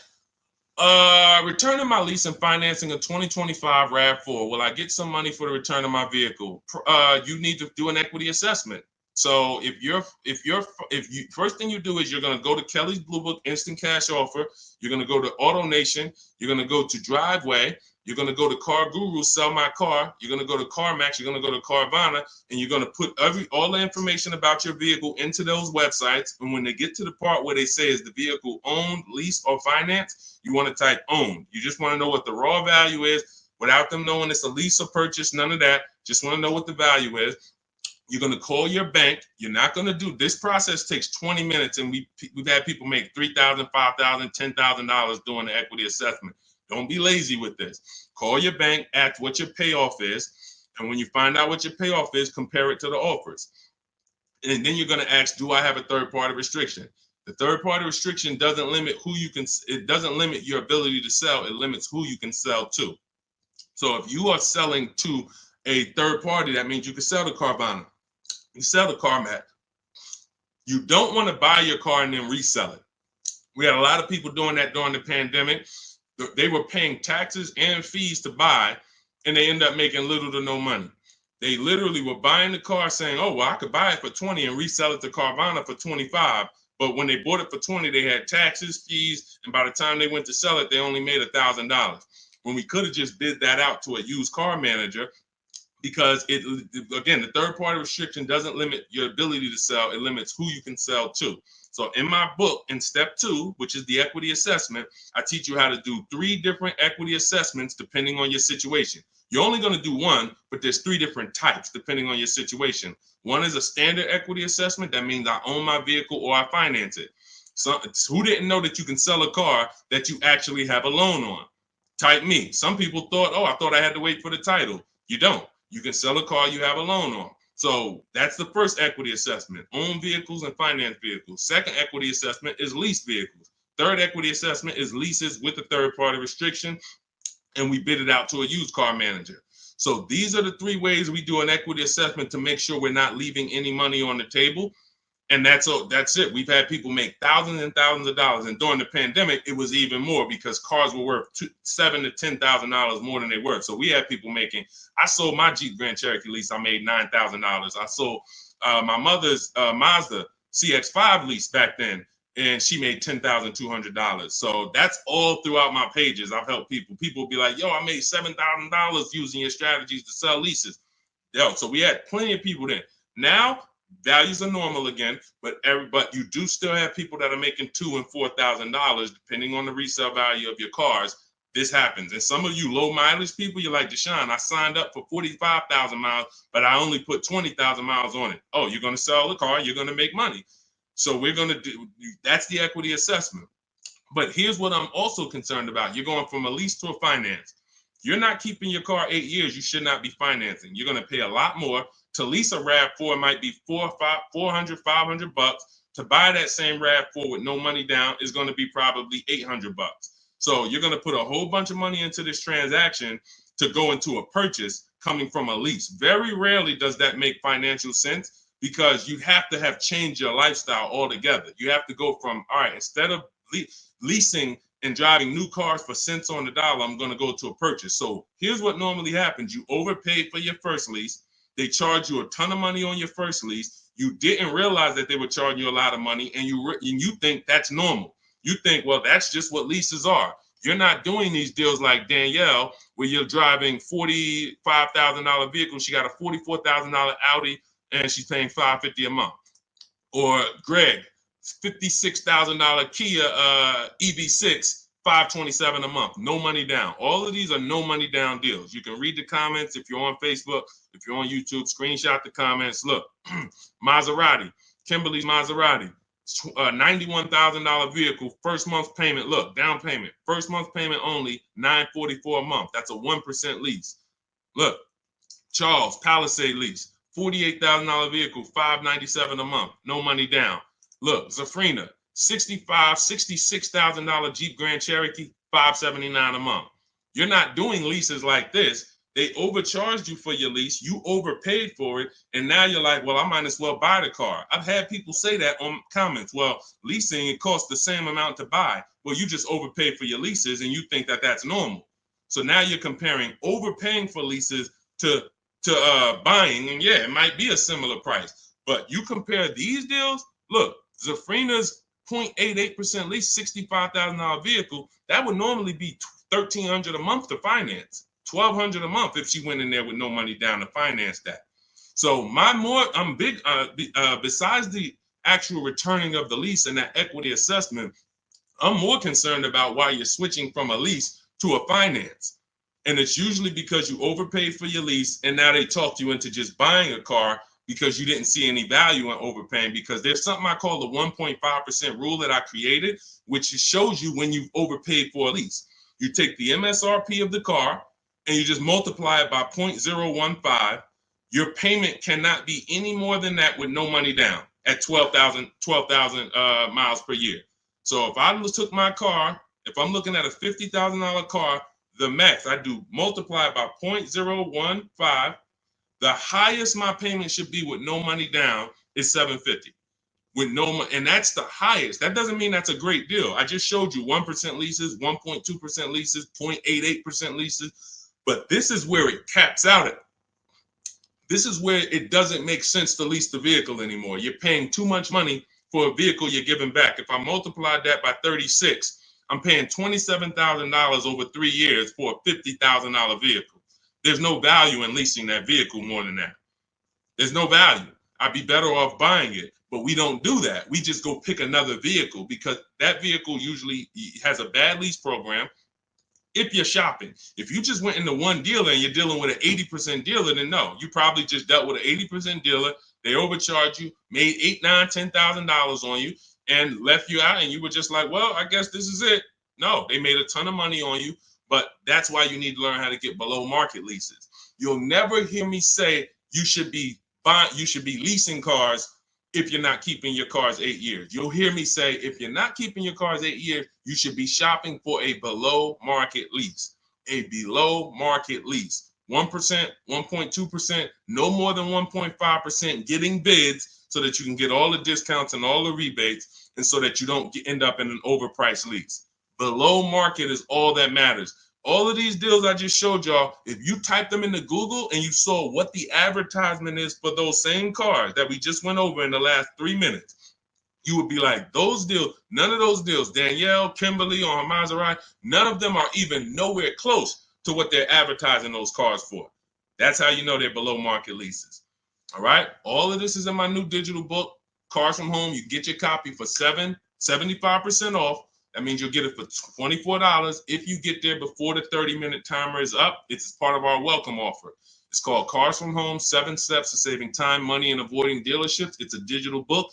It'll be in your inbox in 3 minutes. You can get it in my TikTok bio, in my Instagram bio, in the Facebook comments, or in the YouTube comments for the next 30 minutes. Make sure as soon as you get your book, you screenshot the thank you page.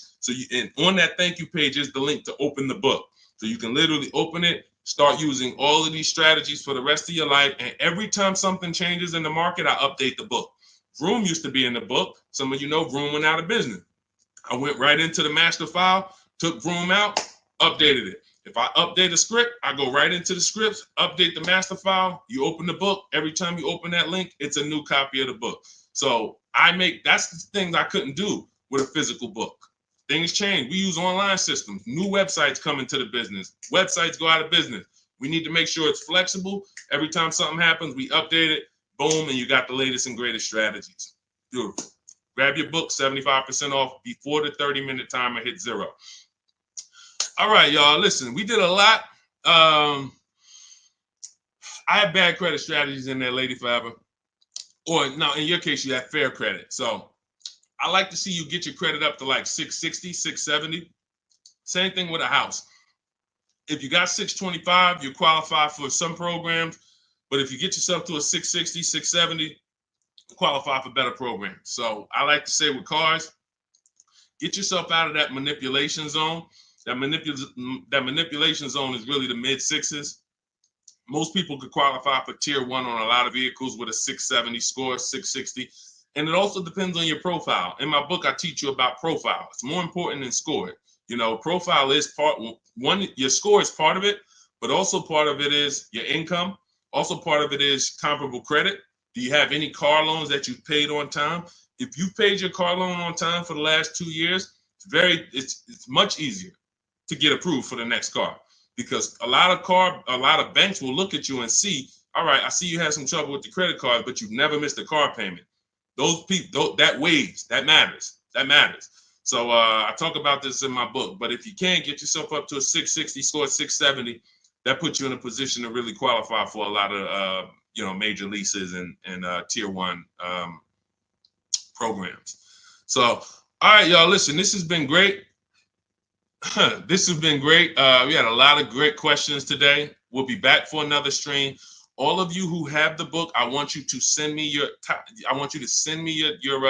deals. When you make your deals, email them to me so that I can bring them into the show. I got a lot more people, a lot of emails. I don't always get a chance to go through my emails because I get a lot of them, but I got to go through a lot of my emails because I have people who are sending me their deals and I haven't had a chance to bring them into the show. But yes, good morning. I got the book already. I'm confused about how to calculate a deal on a used car. Just when you narrow it down to your top choices, get the new price, use the true value calculator, put the new car price in with the asking price, and it'll tell you what the true value discount is. We buy based on the true value discount. We didn't get a chance to talk about that in the stream today. Again, there's so much in the book. We could be here for 2.5 hours talking about different things, because me talking to you about leasing is different than what I'm talking to a person who's buying a used car about. That's different than a person who's buying a used car cash or buying a new car cash. That's different than a person who's going to be using the bank bidding war and putting banks against each other. That's different than a person who's going to be coming from a lease, selling their lease. That's different than a person who's going to be selling their lease with a third-party restriction. That's why in my book, you're not reading everyone's strategies. You're only reading what matters to you. I have links where it warps you to the next section that is applicable for you. If you're not leasing, you're not reading anything about leasing. You're on a purchase path and you get to the end of the section and it says, okay, if you're purchasing, then based on this, click this link. If you're doing this, if you have good credit score, click this link, it warps you here. If you have bad credit score, click this, it warps you here. So it's all about making sure you're on a path that is applicable to you, not following a bunch of advice that is for someone else or even a deal you might make later. You'll use the used car strategies, but that's later. Right now, I'm on the lease path. I don't need to read about used cars. This is how you stay focused and get to your goal really quick. But that's how we do. Just follow it again. You got to realize this is a new system for you. You're not used to having a process. So if you need to just go through the steps again, let me make sure. He said, do this first. Let me make sure I did that. Said, go to the websites, open up accounts. Okay. If you didn't go to the marketplaces and open up accounts, you skipped the process. You can't just open the websites and then don't set up your accounts, because now every time you come back to the marketplaces to shop for your used cars, you don't have any alerts. You don't have any new inventory alerts. You're not getting alerts of the new inventory. He says, set up a shopping email so I don't mix it with my personal email.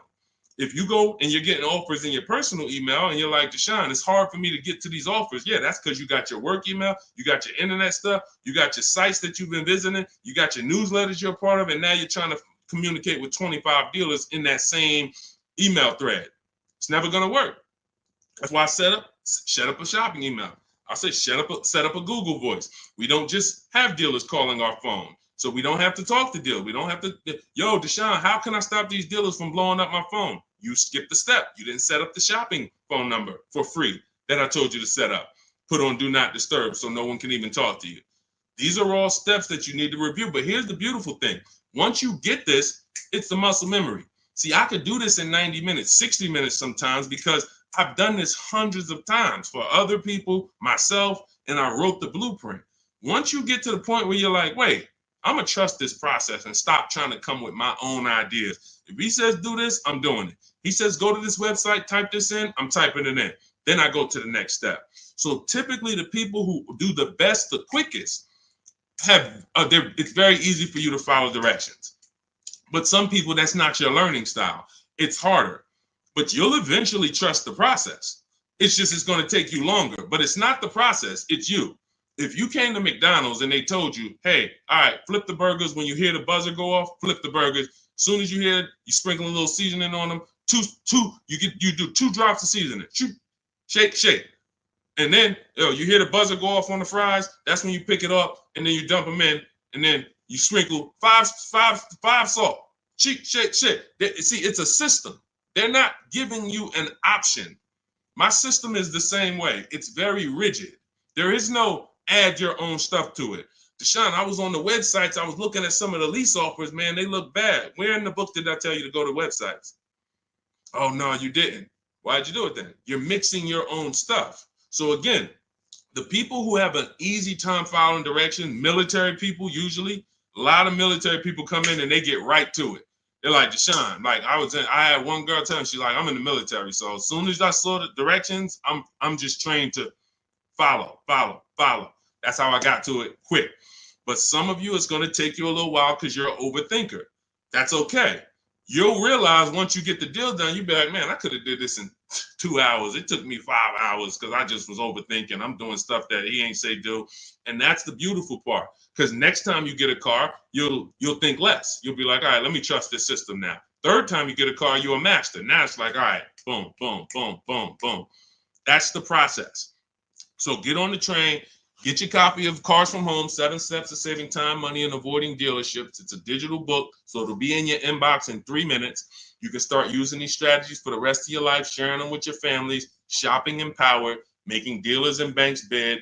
You're no longer begging for deals. You're no longer spending an hour in a dealership. My God, I've gotten so many cars. I've never spent an hour in a dealership. Since 2015, I have not spent 1 hour in a car dealership to get a car, not one. And I show you my car deals, I talk about them, I pay less than everyone. Unless you were using my strategies, then we'll probably pay the same amount. But as far as the cars I get, every lease I've gotten, ridiculous. 1% leases, never had to be in a car dealership. So you could say goodbye to Deshaun, I never got to spend more than an hour you never spend more than 30 minutes in a car dealership again. That's just what we do. That's just, the system proves it. So go read the book. Go get your copy, 75% off in my TikTok bio, my Instagram bio, the Facebook comment, or the YouTube comments. Click the link and then click the button that says 75% off. Welcome offer. Make sure you get there before the 30 minutes is up. All right, we'll be back. We will be back to talk more. But everyone who got the book, I will see you in the book because you'll be linking the videos with me. You'll see I got a bunch of surprises in there. So go get your book, and I'll see you all on the next stream. God bless you.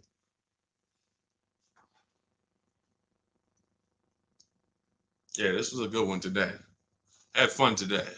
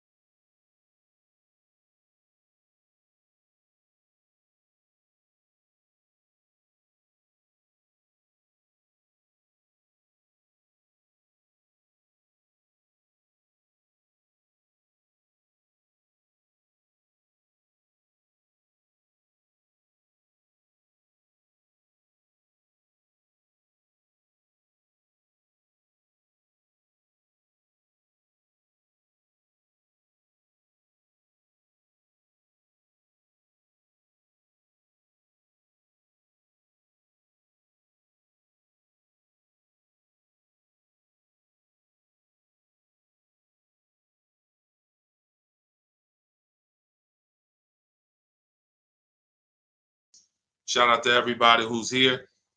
We're about to start our car shopping questions and answers live. We'll be answering as many questions about car shopping, leasing, buying, pre-owned cars as we can in about an hour. So feel free to start typing them, and we'll get the show on the road. If you don't know me, my name is Deshaun. I'm known as Deshaun, the Auto Advisor. All I do is focus on teaching people online strategies to pay less than everyone else for new cars, used cars, and leases. I spent 14 years in the car business. In the last 3 years, I've been teaching people like you all around the country how to get below market deals. It's only 3 prices you can pay for any car: market value, above market value, or below market value. My mission for those who are locked in and willing to listen and willing to apply these strategies is for you to pay below market prices for any vehicle that you get. Everything we're going to be talking about is out of my new digital book. It's called Cars from Home. It's already 5-star rated. You can Google it.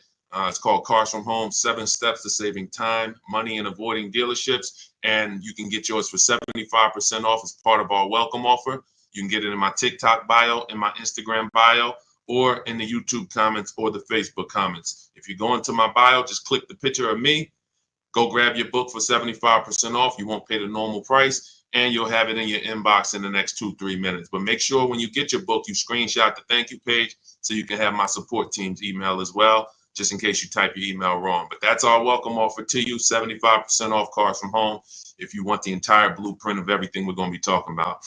Okay, so with that said, now the housekeeping is done. You guys know that's only a 30-minute offer. So after 30 minutes, that welcome offer is gone. So if you like what you're hearing, definitely go and grab your copy of Cars from Home for 75% off in my bio or in the comment section. So, all right, let's start here. First question, should husband and wife buy together or separate based on better credit? Okay, so there's no right or wrong here, but if you're saying what gives us the best chance for the best approval, you know, you can say, all right, we can go on, we can try to go on together. Could you get approved by yourself? And so I keep my credit into, with no additional debt. Or if I'm trying to build credit and you're trying to build credit, then all right, we might go on together. But if it's not necessary for us to go on together, then you may want to keep your credit profile separately and just, get the person who can get approved the individual approval. But if you are building and you would like to have that payment history on your credit as well, then you can add it to both people's name. It really depends on your personal goals and where you're at. There's no right or wrong. It just depends on your goals. All right, let's go, everybody. Keep typing your questions. We got our first couple questions. As you type them, we'll add them to the show, and we'll get through as many as we can in the next hour. Go ahead, Dolan, shoot the next question up. Okay, what's up, Reem 99? I have a 2019 Chevy Silverado. I owe about 30,000, 120,000 miles. So the first thing that you should be considering is you're a high mileage driver. So I want you to look at this lesson that you're about to learn on depreciation. All right, here's what everyone buying or leasing or considering acquiring a depreciating asset like a car needs to understand. This is what I call the depreciation curve. This is also what I call the unseen expense. So you'll hear a lot of people who come to our streams refer to the unseen expense, which is depreciation. So if you buy a vehicle today, and stay by your keyboard so you can dialogue as I ask you these questions. That's how you're going to get the most out of this video. As if you buy a car today for 40,000, let's say I left it outside your house. Somebody gave you a $40,000 car. You don't have to pay for it, but you don't need it. And you say, look, I don't need it. I can't drive it. You can leave it there, but it's just going to sit there for a year because I can't use it. If you came back a year later, you never drove that car. Remember, we bought it for 40. If you come back a year later, never drove it 1 mile, is it still worth 40? Yes or no? Let's go. Type into the chat fast so we can get this, so we can keep the show high speed. Everybody who's dialoguing, I appreciate you. You usually get a lot out of these because your dialogue. So thank you. No, Gary. No to pull up. No. Okay. All right. Perfect. So we understand. Now, if you came back to that car a year later, you never drove it, and it's worth, let's say 35, 34, whatever it is, you bought it for 40, it lost value. See, because it doesn't matter whether you bought it and didn't drive it, or you leased it, or you owned it. See, when you start understanding depreciation like we're going over, now you can properly assess whether you should lease or buy a car and how you are going to beat depreciation. Because the entire goal for leasing versus buying is which one of these strategies, if I get a below market deal, allows me to beat depreciation based on my lifestyle. So so a high mileage driver, your depreciation ring looks entirely different from a normal driver. So where one driver might be 40,000, they come back a year later, their car's worth, 36, 34. If they didn't drive it, if they put average miles on it, maybe it's worth 32. They're losing money based on their mileage. You might put 30,000 on that car in 1 year. So your depreciation looks like this now. It doesn't look like this. Your car goes from being worth 40 1 year to literally it could be worth 26 the next year because you put 30,000 miles on it. So you have to take into account depreciation differently than a normal person. Everyone has to take it into account, but you have to, any high mileage drivers on here, if you drive more than 18,000 miles, I want you to type HM into the chat for high mileage. This is specifically how you need to be looking at depreciation so that you don't keep flipping out of cars and then coming back with huge amounts of negative equity because you're structuring your deals like you're not a high mileage driver and you're killing your values. High mileage drivers used to come into the dealership with, cars that were 5 years old, got 180,000 miles on them, and they still have big loans left. They still have loans that show they got a loan like a normal driver, 5-year loan, 6-year loan. This is what normal drivers can get based on their ownership. High mileage drivers, you cannot do that because all you're doing is pushing your losses to the back end. You might have a lower payment of $150 less, but what's going to happen is when you go to replace this car in 5 years, 6 years, if it still has a loan, now you're dealing with huge amounts of negative equity that you have to now roll over to your next vehicle or put 10, 15, 20 grand down so that you don't have that going to your next vehicle. So the smarter thing for you to do, Reem, is to figure out right up front, how many years are you keeping your next car? And if you're keeping your next car, like if you give you an example, let's go deeper. If you had kept this same Chevy Silverado for another 5 years, it wouldn't matter. Instead of it having 120,000 miles on it, you'd have probably 220,000 miles on it. The truck could go that long. If you got a good one, a quality one, then you should be able to put that money. You should be able to get that time out of that truck. But because you're a short-term owner, you're considering a short-term replacement. Now you have to take into account leasing. Does it make more sense for me to get a below market lease on these vehicles, pay less, build in my mileage so that I can avoid depreciation? Because if you're buying these vehicles and then you're destroying the value and you're replacing them in 5 years, you're not getting all of that money that you put in that car back out of it. You could have put much less money into it and still driven the truck. So the whole goal is getting out of this stuck in the middle and thinking 5 years, 6 years is a long time to have a vehicle. It's not.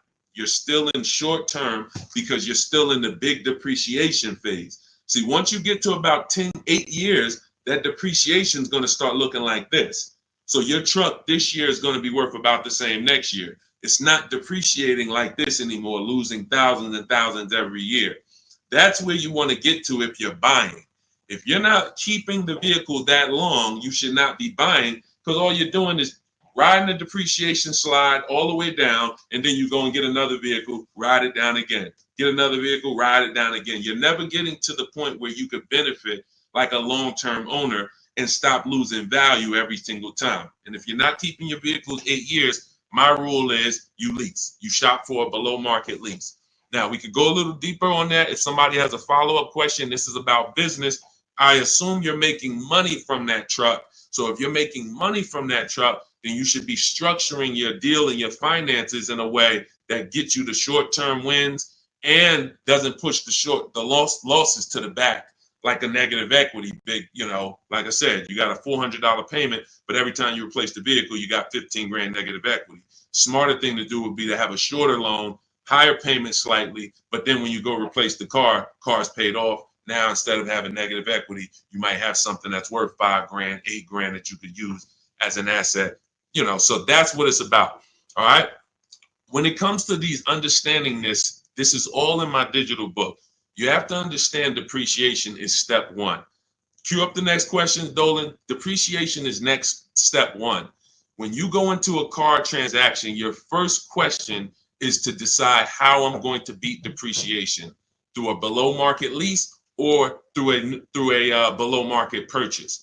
But if you do a below market purchase, which means you pay less than everyone else paid, but you should have leased, then you paid too much. There's no one on here, myself included, who can get a below market purchase and then replace that car in 3, 4, 5 years and have it be less money than we would have spent on a below market lease. A purchase is always much more, even with a great deal, than a lease would be with a below market lease. So this is what we deal with up front. Leasing versus buying is the first step in my book, the most important question. That's the foundation of our deals. Nothing more important than that. All right, go ahead, Dolan. All right, come on, keep typing the questions. I know we got a lot. We'll try to get through as many as we can in an hour. Okay, BMW X7, new or used. Okay, so if you're purchasing, which means you're a long-term person, you're going to beat depreciation through long-term ownership. Whenever you're purchasing, your goal is to beat depreciation through long-term ownership. So how many people have a vehicle? If you have a vehicle that you've had in your driveway for at least 8 years, I want you to type the number of years into the chat. Type the number of years into the comments if you had a vehicle more than 8 years, 10 years, type it in, 11 years, 13 years, 8 years, only if it's more than 8. I want to show you how you should be looking at purchasing and what your goal should be. What your goal should be when you buy. Okay, so I see somebody TikTok 15 years. I see, okay, brother, I see 11 years. Okay, anyone who has a car, if you have a vehicle in your driveway right now that you have had, William Smith, 12 years. Okay, if you've had it more than 8 years, type the number of years into the chat so that you can understand what we're about to break down here. Because you're asking Chuck T, new or used. This is totally based on budget. But after you decide what your goal is, which is a long-term purchase. All right, 9 years. I see you, Liz. All right, so when you look at keeping a vehicle as long as the people who just shouted out how many years they've kept it, this is what their depreciation looks like now. Some of them like this. Somebody like brother who he's had his vehicle 11 years, his depreciation is like this. What does that mean? If his vehicle today is worth $7,000, a year from now, it'll probably be worth close to 7,000, maybe 68, 62, 7. He's losing a very small amount through depreciation. He's beat depreciation. So that's the benefit of all the money he put into the car, is he now has a vehicle that is no longer depreciated. He could drive it for 4 or 5 more years. My father had a GMC Envoy that he's had since 2013. We bought it pre-owned for him. He's had it since then, paid it off 5, 6 years ago, and he's had that vehicle. It's been worth about $5,000 for the last 2 years, and he's going to sell it for close to that. So that's when you beat depreciation. Now, when you are not buying to keep that long, you are on the depreciation sliding board, which means you're going to lose thousands of dollars in value. So as long as you have decided I'm going for long term, which I call the 8-year rule, at least 8 years, I'm going to keep this vehicle so I can beat the depreciation, pay it off, and then I'll consider replacing it or keeping it longer. But it's going to be at least 8, or I should be shopping for a below market lease so I don't tie up money in this vehicle this long. So now you've decided I'm a long-term person, I'm purchasing new or pre-owned, strictly based on budget. Can we afford both? If we can afford both, then I have in step 3 in my book, and step 4, which is shopping, not buying. This is when I'm helping you make this decision of new versus pre-owned. Which value system are you operating with? Some people, if they know they're only getting a replacement vehicle every 8 to 10 years, they're going to go and get a new one because they're like, listen, I only do this once a decade. I want to make sure I have the latest and greatest. I could afford it, no problem. Some people, they say, you know, even though I could afford the new one, I want to go pre-owned. Let me try to knock 20%, 30% off my investment so I have even less money invested in the car. One person wants the latest and greatest. One person wants more value with a discount off of it, and they don't need the absolute latest. So that's the balance between new versus used. Can I get everything I need and want in a new car for my budget? Can I afford to get everything I need and want in a new car, BMW X7, for my budget? If yes, then you can go new. If your value say, listen, I could afford it, but I want to knock 30% off, 20% off, 20, whatever it is, whatever the below market used car deal would be for that vehicle, then they go that route. There's no right or wrong there. But if you can't afford to get everything you need and want in a new one, then your only option is to go pre-owned. But it's all based on the 8-year rule first. You should be buying to beat depreciation to keep at least 8 years. You're buying a depreciating asset. 3, 4, 5 years, 6 years of ownership is losses because you're not going to get the money back in resale when you're depreciating that vehicle the first 5, 6 years and then going and replacing it. You're not getting that money back. You would have been much better off getting a below market lease. Give you an example. Let's take a vehicle that's close, relatively close, price wise to that X7. Look at Teddy's, BMW. He has an electric BMW, so he got a bigger discount because there's rebates that he got. There's rebates that wouldn't be applicable on the X7, but it's a $73,000 vehicle. He's leasing it for $856 a month. That was his best offer. Now, one of the things we teach here, we do not buy a vehicle, lease it, buy it without looking at 5 offers, 5 options. If we're looking at a used car, we're looking at 5 options to make sure we're getting the best price. We do this from home. That's why my entire system, my book, everything is called Cars from Home. Cars from Home, because we're using the internet to do this. But you look at somebody like him, he paid $856 a month, no money down. On a $73,000 vehicle, some of you know every $5,000 would be how much? I know I got some new people on the stream, but I'm talking to the people who you've been tapped in. I may have a couple people who know every $5,000 when you're looking at a car is about how much per month. And you use this so that you never get scammed. When you know this, no one can throw, you need to know a basis of what a car should cost. And I'm gonna tell you why in 1 minute. Thank you, Anthony. Yes, $100. Great job. Anthony Perry knows $100. So if every $5,000 is $100, you're going to now look at a $50,000 vehicle and you're going to say that's going to be about $1,000 a month if I wanted to buy it.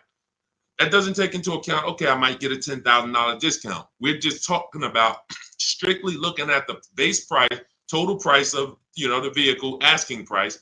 Every $5,000 is about $100 per month on a 5-year loan. So you're looking at a $50,000 vehicle, that's about $1,000 a month. You're looking at a $73,000 BMW like Teddy was, that's roughly about $1,500, close to $1,500 a month on a 5-year loan. No money down. That's how we shop. No money down. We're just doing apples to apples. We may put money down later, but we need to know base numbers. This is base numbers. So look at Teddy. He's paying $856. You're never, if he was buying this vehicle, it would be $1,400, $1,500.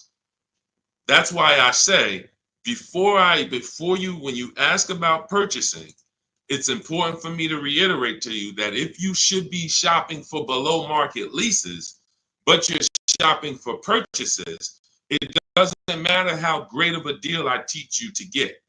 You can use the Cars from Home strategies in my book, the bidding strategies, to get the best offers on your purchase, new cars, used cars.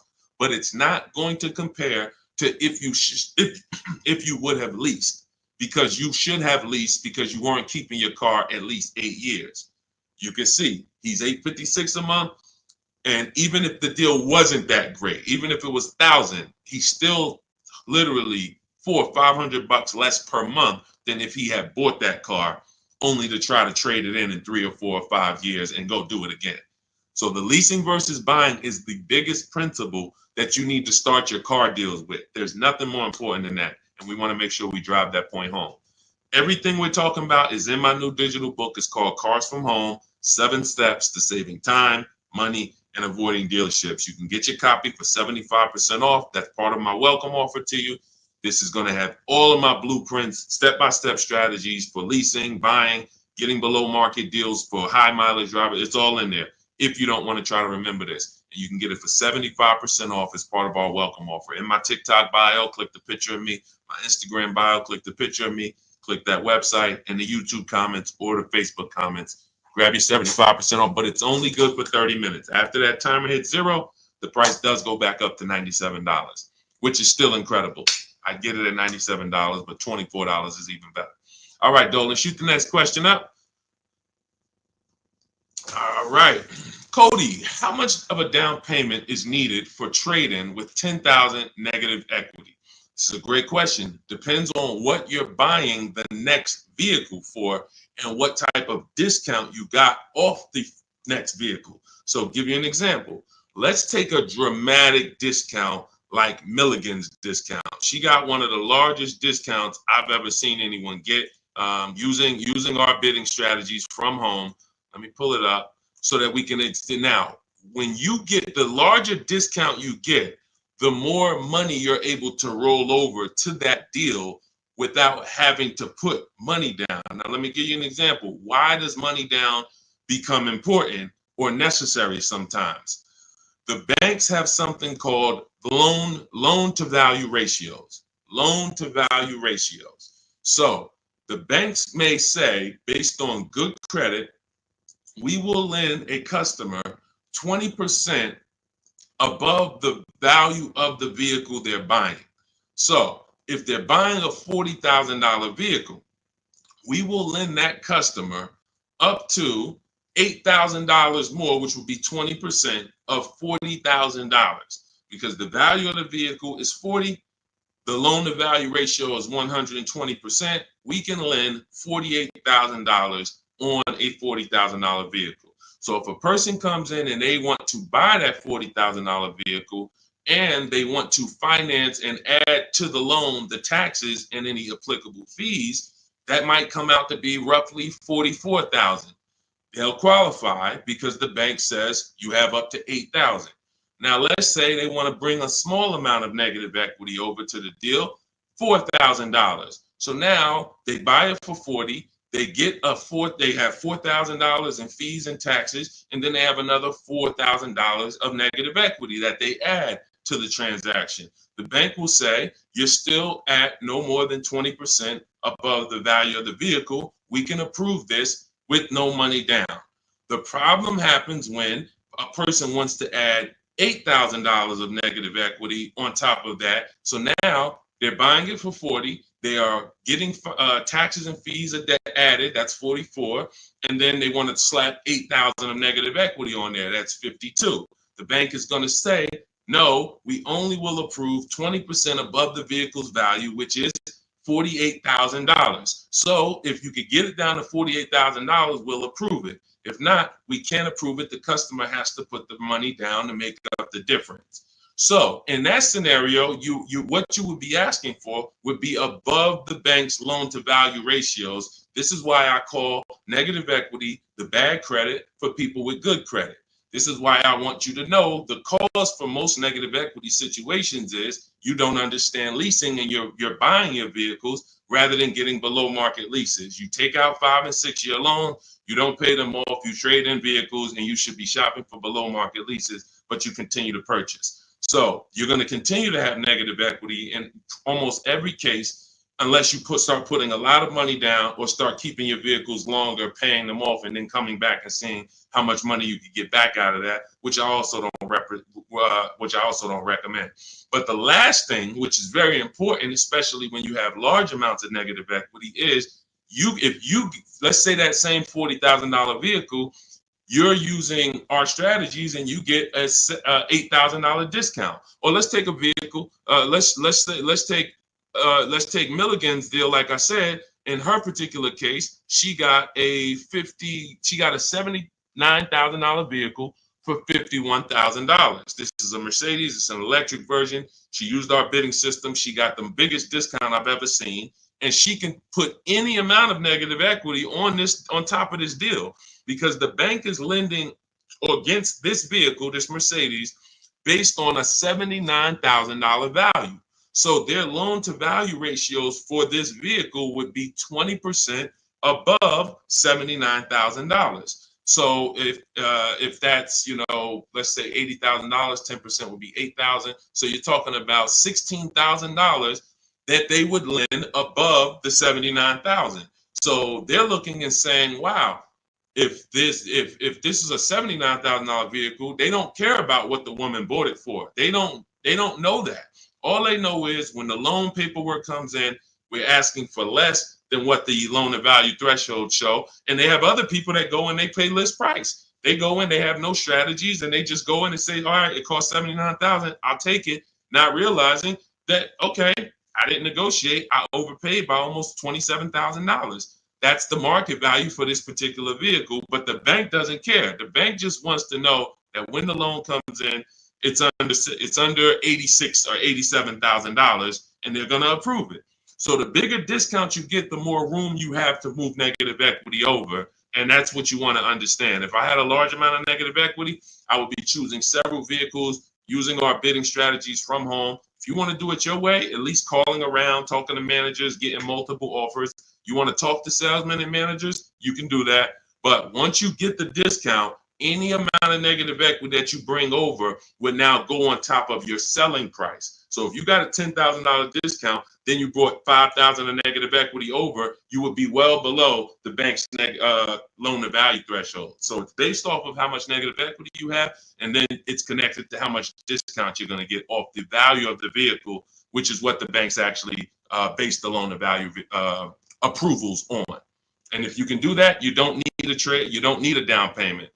And I hope that's clear. If you rewatch this, rewatch this segment, it'll be clear to you. If most people understood that and the cost for negative equity, we have a lot better world. Deals. Negative equity is the one thing besides super bad credit where you can walk in with an 800 score.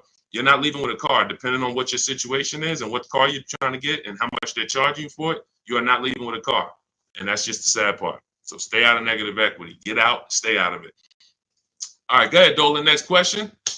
And I see you, Quintia. We'll get to you asking about Tesla. All right, Miss A, good to see you. Any advice on leasing as a first-time car buyer? Sure. Let's look for something that's mainstream because some banks do not want to be your first lease. When I was at Mercedes, unless you were like, they had a Rising Star program, which was certain college students and, would have, condition. They had to have certain things like 2 trade lines on their credit report, but that's the only people who can qualify to get a Mercedes as their first loan or lease. Some of these, luxury banks or import banks do not want to be the first one, but Honda, Toyota, Chevrolet, Ford, Nissan, and possibly Infiniti, as long as your credit profile is good, you're in that good range, high 6s, low 7s, the better, the higher the better, and you have a solid credit report, that could be 2 credit cards, but you're paying them on time, you're not using up that credit. I would be shopping based on the 8-year rule, which is the first step in my book. The 8-year rule is how many years are you going to keep the next car? That's the leasing versus buying question. And once you make that decision, if you're not keeping the car 8 years, you should be shopping for a below market lease. And I've seen so many people that would buy their first car or they would buy their children their first cars, and they're getting like $400 payments on these cars or $350 payments. That's only a $15,000 to $18,000 car. So they're usually getting, a 4 or 5-year-old, Hyundai Elantra, Toyota Corolla, if they're buying used. These are the same vehicles that they may turn around and trade in 2 or 3 years, 4 years. They're paying $350 a month, and God forbid the vehicle breaks down on them or anything. They're dealing with a used car, where you can get some of these incredible lease deals, and you can get them for, depending on the car you're looking at. Somebody had just got an Elantra, and the payment was $350 a month, brand new car, no money down. Let me see if I can find their deal. It was here we go. It's India. I joined last year. She joined our program. I do have a program where I shop with people. Depends on how you want to learn. You can go to my bio to figure that out too. But these are people who are in my program. They have the same strategies you have access to in my book, same process. It's just one's a blueprint for people who are like, Deshaun, give me the blueprint. I'll follow it step by step. You can get to all your deals. And one is done with you, where you're like, hey, let's shop together. You're basically shopping with me. So it says, got back 6 quotes, because I told you guys we don't make a deal unless we get at least 5 quotes on every vehicle. Got back 6 quotes. Fast forward 2024, I had to find a car in 2 weeks, so you don't need a lot of time to implement this. My process actually takes, max probably 3 days. If you needed a car in 3 days, we can get a below market deal that fast. I had to find a car in 2 weeks, so I got to work in about 5 days. I walked out with a 2024 Hyundai Elantra, 36 month, 12K, 365 a month, no money down. So this is a brand new vehicle, probably about a $26,000 vehicle. You know, no money down. So when we consider the fact that, as I said, some people are buying their family members, you know, $15,000 to $18,000 vehicles that have a 365 payment. Okay, do I want my people? Do I want my my child or whoever in a, you know, 2019 or 5-year-old or 4-year-old or, you know, 6-year-old used vehicle for $350 a month, $360 a month, or can I go out and can I lease a below market? Can I get a below market lease? Because again, there's a lot of people paying a lot more than what India just paid. So I don't want you to think that's the deal for everyone. That's a below market lease deal. You can look at the commercials and you'll see that anytime you go to a website to lease a Hyundai Elantra, that's not going to be the deal. $350 a month, $360 with no money down. They're probably going to say $279 a month with $3,500 down plus tax and fees. And again, the key is this is a below market deal that India got using my blueprints, using our shop from home strategy where we don't talk with dealers. So that's the thing. I would most likely say I want my child or my spouse or whoever in a new vehicle for the same payment rather than a used one. So that's it. So everything we're talking about is in my new digital book. It's called Cars from Home, 7 Steps to Saving Time, Money, and Avoiding Dealerships. You can Google it. It's already 5-star rated.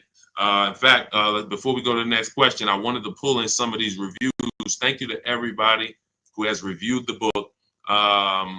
And I appreciate it. I just grabbed a couple random ones. Says here, this book is a must have if you're thinking of getting a new or used car. So much has changed in the process since I bought my first car 40 years ago. Think of it as a workbook. So even though you finish the book, you will refer back to it several times in the process.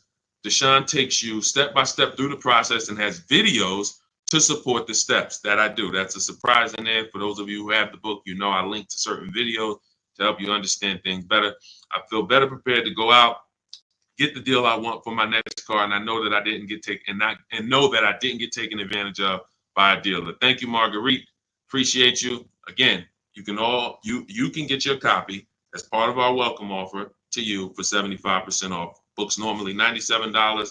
You go to my TikTok bio, click the picture of me, go to my Instagram bio, click the website that says 75% off, or you can go to my Facebook comments or the YouTube comments to activate your 75% off. But it's only good for 30 minutes. If you visit it and that clock started ticking down, once it gets to 0, the price does go back to $97. So go get your book, screenshot the thank you page so you'll have the support team's email, and come on back to the show.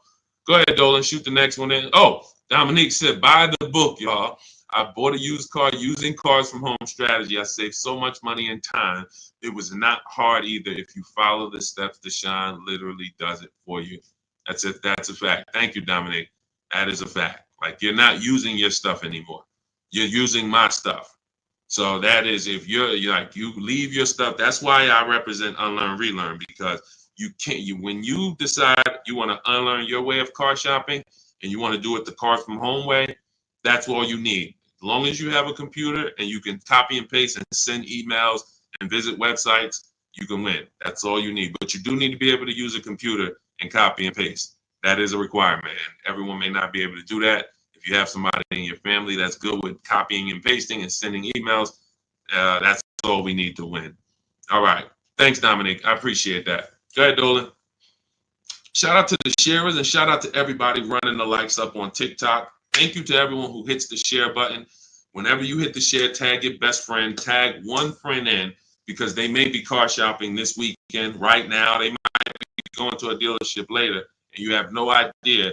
Most people are overpaying by thousands. There's only 3 prices you can pay with cars.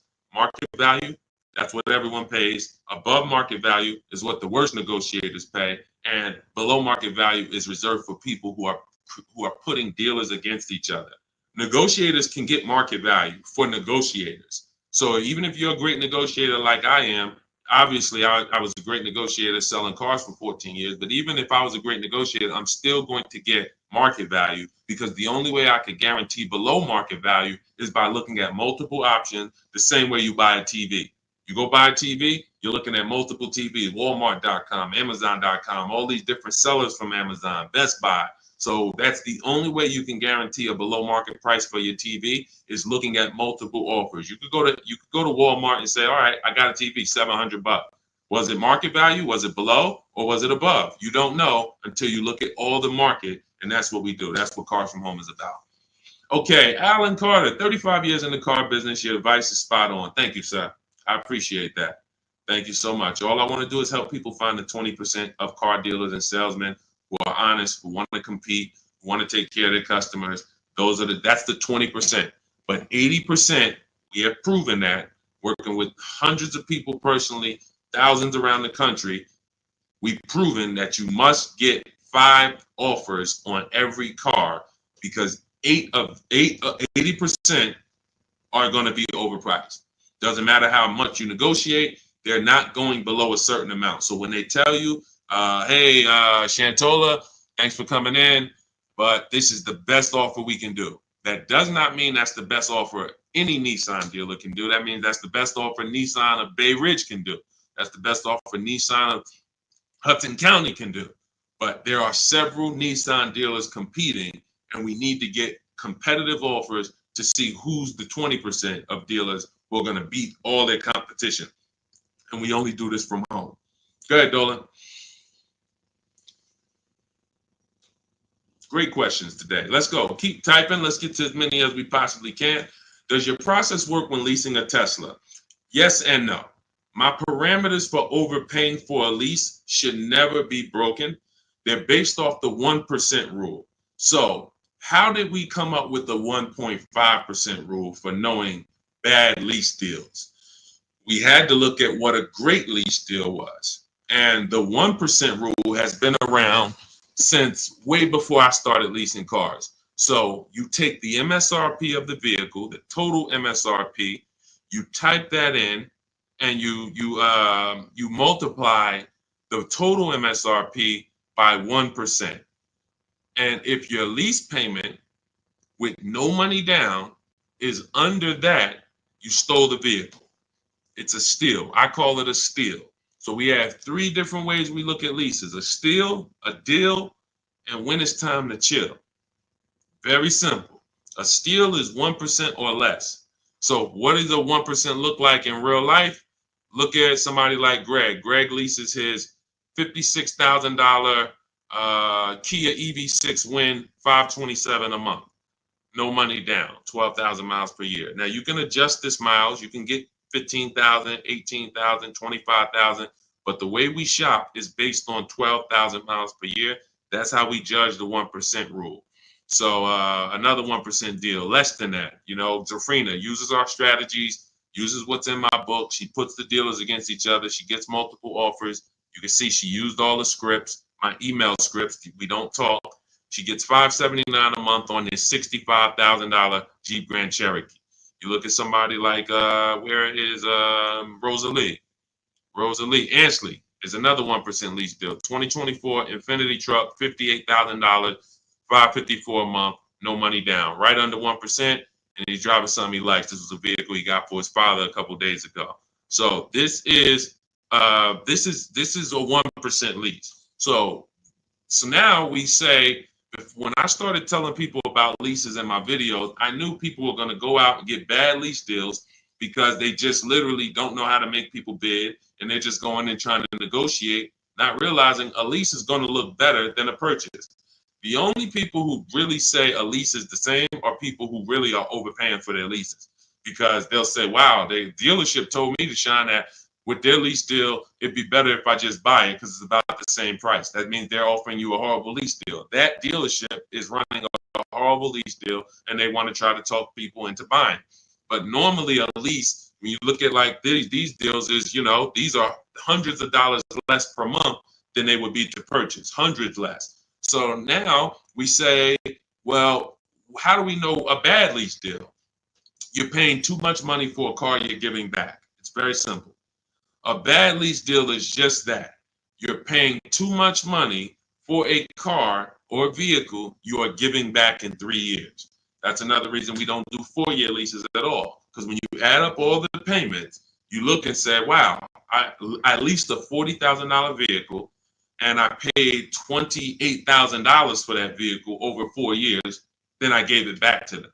You paid off almost the whole vehicle and then gave it back to them. That's why 4-year leases are horrible. But you're only judging your lease value by how much you're paying over time and how much did it cost me to drive that $40,000 vehicle for 3 years. Did it cost me $13,000 to drive it over 3 years? $17,000 to drive it over 3 years? $20,000 to drive it over 3 years? What did it cost me? And that's what the 1% rule is basing it off of. If you're looking at a $40,000 vehicle, you get a payment of $400 per month. It costs you 400 times 36, cost you $14,000 to drive a $40,000 vehicle over 3 years. That's much less than the normal depreciation of that vehicle. So we go up to 1.5%. So 1.5%, anything above that, you're paying too much for a vehicle that you're giving back. There's no value in leasing that vehicle. And when you compare it to other vehicles, because every vehicle has a different lease program, there's so many other vehicles you can lease and get a lot more value, drive a whole lot more car MSRP wise, and have the same amount of money coming out of your bank account. So that's why the 1.5% rule is our anchor for overpaying. And even though Tesla does not negotiate, Quintiel, because this is all to answer your question, Tesla does not negotiate. You order your car, they have a one price system. When you do your lease for 12,000 miles per year, no money, just giving them first month's payment. You divide that into the MSRP of the Tesla. Is it under 1.5? So I don't care that Tesla. So Tesla doesn't allow us to make dealers bid against each other because every Tesla is going to be the same price from California to New Zealand to New Hampshire to Connecticut. They're the same price. So what we have to say is the lease program good that Tesla is offering? And if I divide my monthly payment into my MSRP and it's under 1.5, closer to 1 the better, the lower the better. But we need to judge that. That's how we would judge that. So when that's the part of our process that would still be applicable when leasing a Tesla. And if you have a vehicle you're replacing, or when that vehicle is up, our system for selling leases, assessing our equity is still applicable because we don't return a lease without checking equity. This is step 2 in my process. If you have a lease, or if you have ever at any point in your life dropped off a lease to a dealership without checking for equity, type me in the comments. Type me in the comments. If you have returned a lease and you did not assess your equity, and matter of fact, I know there's a lot, you might be like Deshaun, I didn't even know you could sell a lease. If you didn't know you could sell a lease, just type a question mark. I didn't even know it was even possible for me to sell a lease, much less turn around and have a process for how I sell it or how I analyze. Okay, Faith, I see. I never done that. Dwayne Castro, me. Okay, perfect. So what we do is, this is step 2 in our process. We assess our equity on any vehicle that we are replacing because we don't trade. We don't trade. Some of you know that. So the equity assessment is how we don't give dealers back money. So if your car on the market is worth $19,000 and you go drop it back to a dealership, but they could buy that car for $16,000, now you just lost $3,000 of equity because they're going to buy that vehicle and they're going to resell it based on a market value of 19. So what we do is we make sure before we return any lease, we are checking the market value, getting 6 offers to see if is the price that a dealer can buy our lease for, is that a price that is a price that's higher than our is our market value higher than the market? Let me break it down like this. Let's say the dealer buyout price is $19,000, but your highest offer market-wise is $24,000. That means you have $4,000 to $5,000 of equity that we could cash out, let CarMax, Driveway, Carvana, Kelly Blue Book Instant Cash Offer, AutoNation, Car Gurus, one of these buyers that we use, this is all in my book. This is step 2. We get these online bids. We're going to let them buy the vehicle and then we'll make $3,000, $4,000, $5,000 once we sell it to them. And I've helped hundreds of people do this. There's several videos on my pages where you can see people that are commenting, man, I use your strategies. I made 7,000, 8,000, 10,000, especially during the pandemic, because every vehicle was worth $7,000 to $12,000 more than it's worth today, more than it would be worth in a real market. And I told people for 2 years straight, once I started talking about this, I said, listen, cash out now. If you have a vehicle, cash out. We help people cash out $5,000, $7,000, $10,000, $12,000, put that money in their bank, release or rebuy below market. And some people can say they capitalize on a once in a lifetime market that none of us have ever seen before. Strictly based on the equity assessment. This is all in my digital book. This is, if you're like Deshaun, I don't even want to remember half this stuff. I'm not going to remember it. You can get my entire blueprint that teaches everything about below market leases, below market purchases, below market new cars, used cars, making banks bid, equity assessment, selling leases. All of that is in my book step by step. And you can get your copy for 75% off for 30 minutes only. It's my welcome offer to you. I want to give you incentive to get the book now so you can pay less, 75% off. In my TikTok bio, go to that picture of me, go to the Instagram bio, click that link, click the button that says 75% off new book. Get your copy. Make sure you screenshot the thank you page. If you're on YouTube, your 75% off link is in the comments. Facebook, it's in the comments, but it's only for 30 minutes. After that, the price does go back up to $97, which is worth every penny, but $24 is better. So go get your book and then come back to the show. Go ahead, Dolan. Great question so far. Let's keep going. Does this work the same way for Canada? Scott, I'm not sure. I do believe that most would be applicable. I do believe that most. The difference is going to be the websites. So we're using our multiple marketplace strategy for shopping for used cars. We're using 8 marketplaces. Used to be 9, but Vroom went out of business. So we're using Carvana, we're using Carvana, CarMax, Driveway, eBay Motors, Cars.com, CarGurus.com, Carfax.com, and Autotrader.com. Those are 8 marketplaces that we use to shop for our used cars. I don't know if they're the same in Canada. I don't know if they're different. When we're shopping for our new cars, we use what I call, what's in my books, it's in step 5. It's called the 25 to 5 strategy. We're going to reach out to 25 dealers online. It takes us 20 minutes. You're using my email scripts. In 90 minutes, you're going to have quotes back from all of these dealers to be able to get at least 5 to 7 quotes. So out of the 25, you're going to get 5 to 7 quotes. That's why it's called the 25 to 5 strategy. We're going direct to the dealers' websites. So I give you links to the dealers. As long as these dealerships have similar websites set up in Canada, then everything is going to be the same. The scripts, the way they communicate, the things they try to get you to do, come in, can I get you on the phone, put one price here, and then, for a used car, and then hope you come in and charge you more later. All of that, if all of that is the same, which I believe it is, then everything will be applicable in Canada. It's just the websites will be different. But Honda's going to have their own dealers' websites, so that's why I say I believe 90% at least is applicable, and potentially more. All right, great question. Go ahead, Dolan.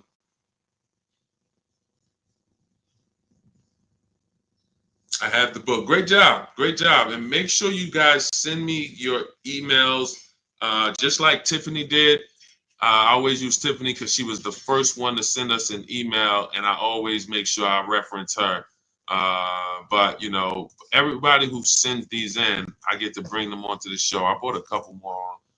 Look, this one is from Christopher. Deshaun, thanks so much for these resources. I read your entire book last night. I've already been underway and trying to put my deal together. What a great book. I have my quotes together. Now I'm ready to take the next step with the calculator. I'm a big fan of your channel and your resources. So I have calculators in the book that I invented. We have 5 different custom calculators: perfect budget calculator, lease counter offer calculator, purchase counter offer calculators, true value calculator for when we do used cars. So I think there's 4. Might be one more, but there's at least 4 calculators that we invented. That these, you can't find these anywhere on Google. I literally wrote the code, and so that's what he's talking about when he talks about the actual calculators that are in there for you guys. So yeah, send me all your details. I love reading stories like that. Okay, Stos, what if I have a 600 credit score? How much is that lease deal that they're going to give me going to go up by? It's a great question. So if you are not in a position to lease because you won't qualify for a lower tier approval, a tier 1 approval, which is basically the best offer. Most leases are they're offering the lease based on tier 1 approval, which you don't need to have perfect credit for. That's not a super tier approval. That's not A1. There's tier 1 and then there's tier A1.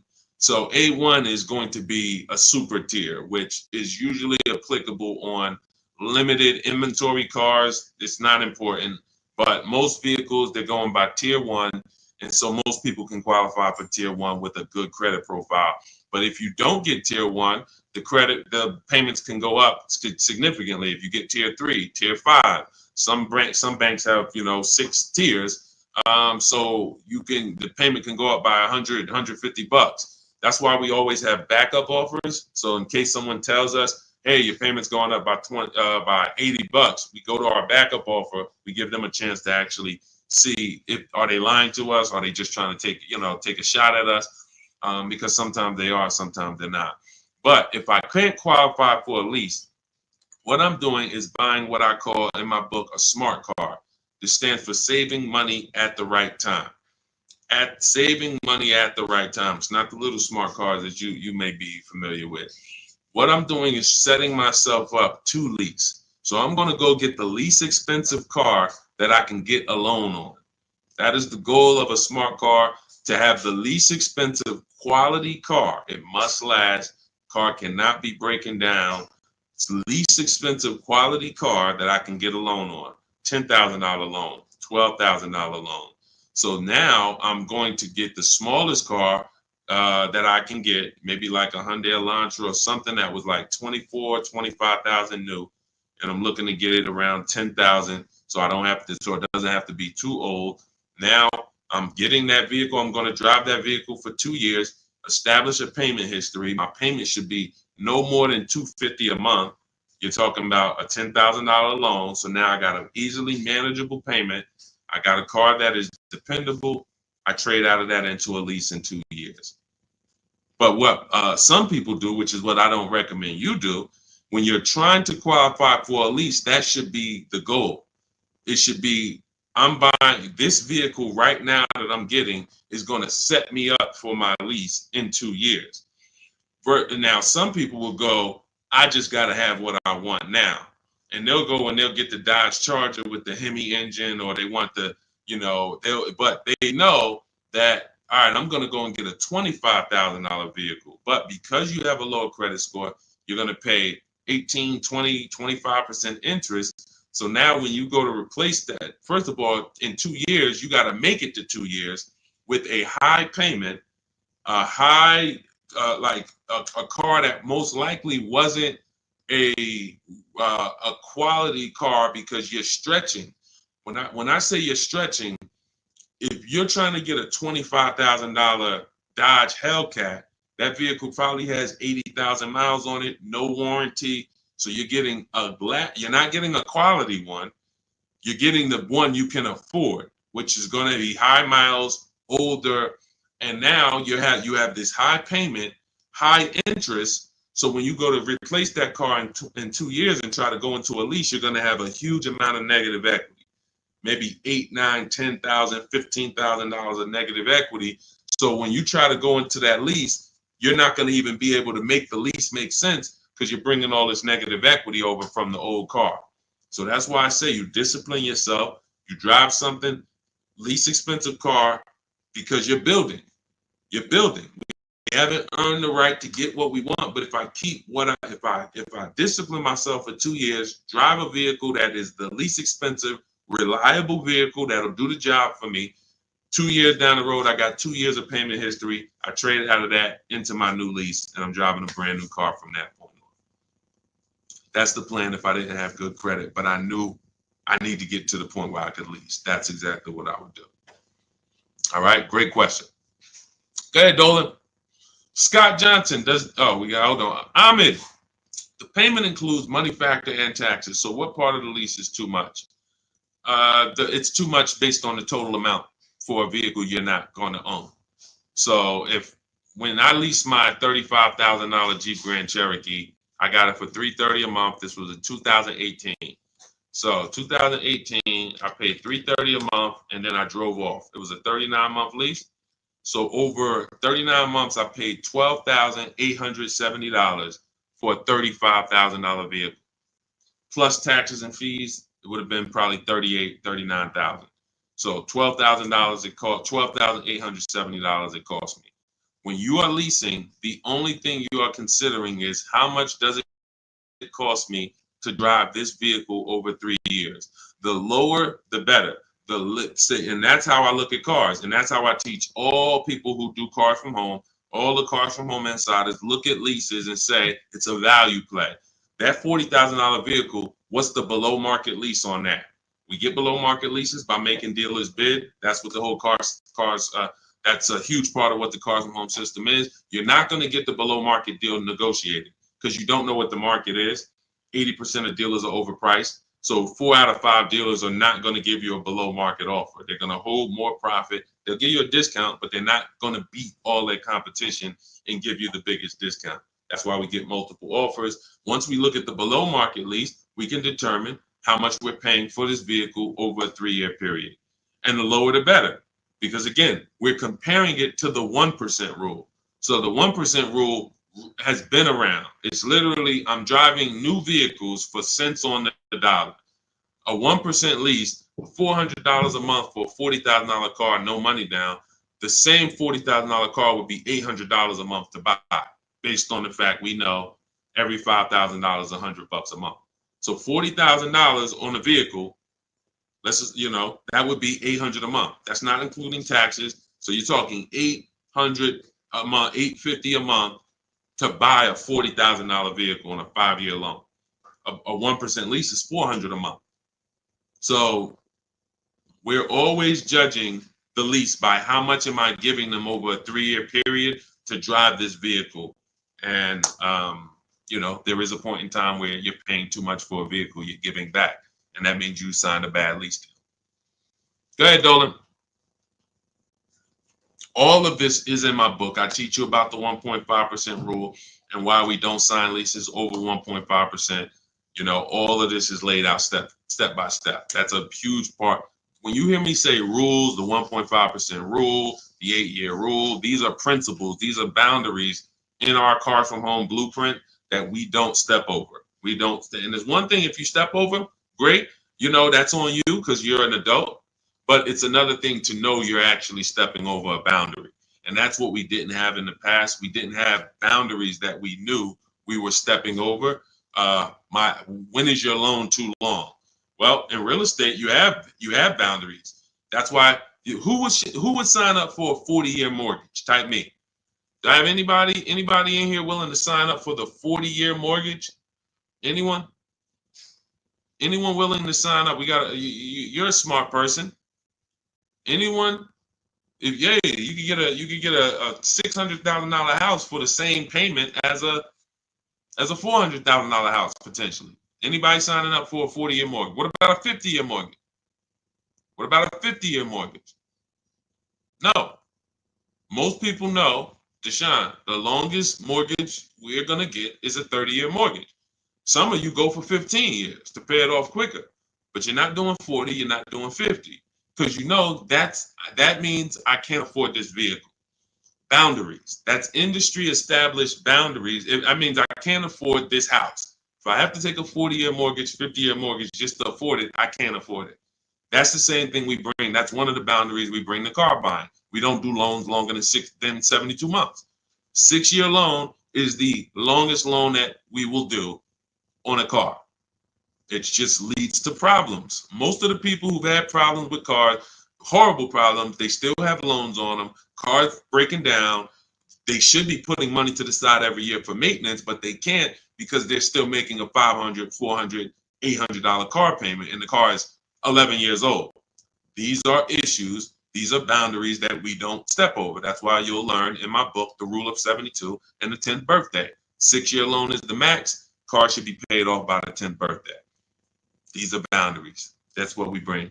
Dion Harvey, would you pay 16 for a Mercedes Benz with 113,000 miles? No, unless you can pay cash for it, you most likely are going to end up in a tough position, and I'll tell you why.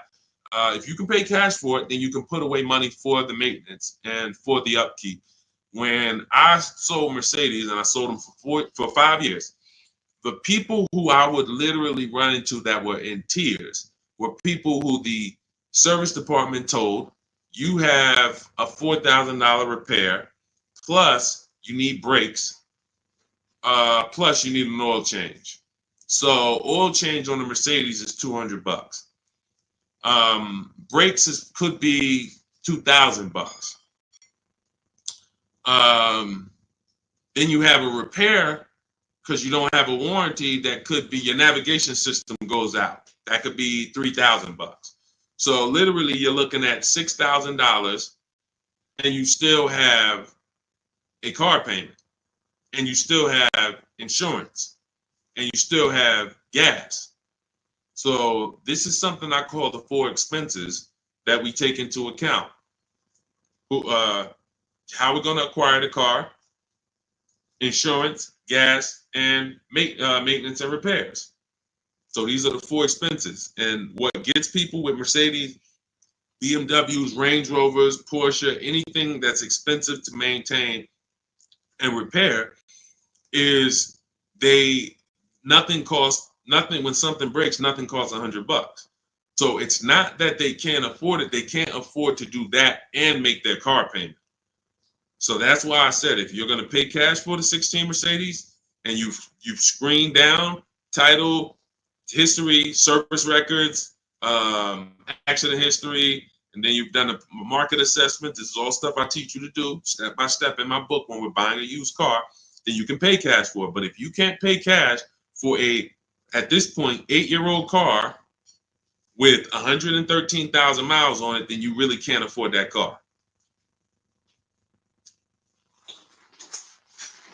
Go ahead, Dolan.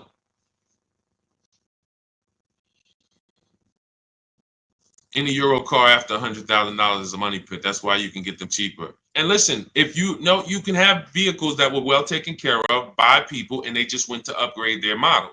There are plenty of people who baby their cars, their BMWs, their Porsche. They've done all the maintenance. Now they get to 100,000 miles. They might have had it for 8 years and they're ready to sell it. And it's a great opportunity for someone else to buy. But you have to be able to afford these cars. And you have to be able to avoid, if you can't afford to repair and maintain them, then you can't afford these cars. So that's the principle. And again, I'm somebody who's worked. My most expensive car I ever sold was a $435,000 SLR McLaren. So I've had plenty of people who had, $200,000 Maybachs and, $180,000 S63s. Like, there are principles of affordability that safe people, conservative people follow to make sure they're not getting in trouble buying these expensive vehicles. And then there's people who don't have these principles and they're buying less expensive vehicles, lack of quality, and they're basically shoehorning their way into the vehicle with a loan, but they can't afford the vehicle because they can't afford to maintain it. And they can't afford to pay it off in time before things really start going wrong. If I got a paid off Mercedes or paid off Range Rover, but I'm putting, I was paying $700 a month to buy it, but now it's paid off. So now I put $300 a month to the side in an emergency fund. So when something breaks, I go to my emergency fund. Okay, my car needs this, my car needs that, but I'm not making a car payment anymore, so I can afford the maintenance. Problem is, when you're making a car payment and things start breaking, that's the problem. That's what we want to stay away from. So Ron, I have to turn in my 2022 Kia EV 425. Don't want to buy it, but my buyer's 21, worth only 15 right now. So 425 a month on a $41,000 car, good deal. It sounds like it, but we don't know if that was the best deal, and that's the problem. Sounds like it. It's a 1% lease, 425. If you put no money down, and you literally just signed the deal for 425, gave that to them and drove off at 425 a month, then that's close to a 1% lease. And that's but we don't know if that was the best. And I'll give you an example. So Zafrina was shopping for a Jeep Grand Cherokee. She had one coming off lease. She ran her equity assessment just like you. It was no equity in it, so that means she's just going to return it. If there's no equity in the lease, we just return it. When it's done, we start shopping for our lease, just like normal. Once we make our last payment, we get out, we start shopping using our system. Now we get our offers. She gets offers on this Jeep Grand Cherokee Limited, and she said it was about 1.2%, which is a solid deal. I mean, 1.2%. Great value lease. But she said that the dealer who won the bid, who she was about to choose, said that because she was coming out of a 1% lease that I had helped her get going back to 2021, right before the pandemic, maybe 2020. She was coming out of a 1% lease. So she was really trying to get back to a 1% lease, not go up to 1.2. So the dealer said, this other vehicle I have, this electric one, I could get you to 1% on that. So she asked in our group, because this is people who shop with Deshaun. If you want to shop with Deshaun, if you want to learn, depends on how you learn. Go to my same bio and you'll see buttons that says, see if you qualify, shop with Deshaun. But I do work with people who want to actually shop in a different way. Blueprint is for people who like blueprints. If you are a blueprint person, Deshaun, give me the blueprint. That is my Cars from Home book. It's the ultimate blueprint to below market deals. That's why I show all of these people who actually used it and wrote about it, and you can read the reviews on it. But when you see these Facebook posts, these are people who have been working with me and in my private program. But anyway, let's get to the point. She now says, should I take the 1% on the different vehicle? I said, you got to you have to reach out to all the dealers that emailed you about the original Jeep Grand Cherokee and now give them a shot, because now that guy might be offering you 1%, but you don't know, is that the best deal? Just because he was going to give you the best deal on the normal version, he beat everyone else. That does not mean he's giving you the best on this electric version. He could be using this as an opportunity to make a little more money on you.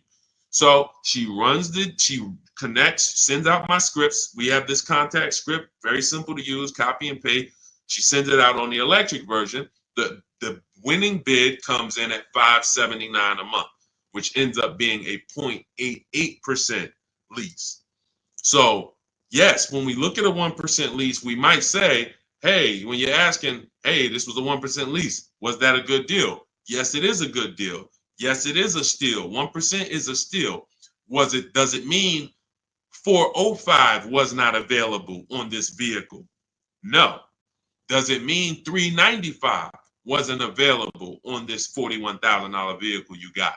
No. And there's no way for us to know that unless you followed our process and you know there was no better offer than this offer. That's when you know. And that's all we care about. We want to guarantee we got the below market lease. We want to guarantee we saved all the money and got the below market discount on the purchase. We want to guarantee that on our used car that we're buying, we got the below market price. And that was the least expensive option within 100 miles of me, 150 miles of me. That's what we roll. And that's the Cars from Home system. So everything in this stream is sponsored in my new digital book. This is not, I don't wing it. And the beautiful thing about what you're going to do with Cars from Home is you're no longer going to be winging the process. This is the second most expensive purchase that many of you will make. And some of you who don't own a home, this is the most expensive purchase that you have made so far. And every single time you make a 5-figure decision on a car, you add these up and you can see I've made $100,000 in car buying transaction decisions over my lifetime. What is my process for getting below market deals? What is my process for not paying what everyone else is paying?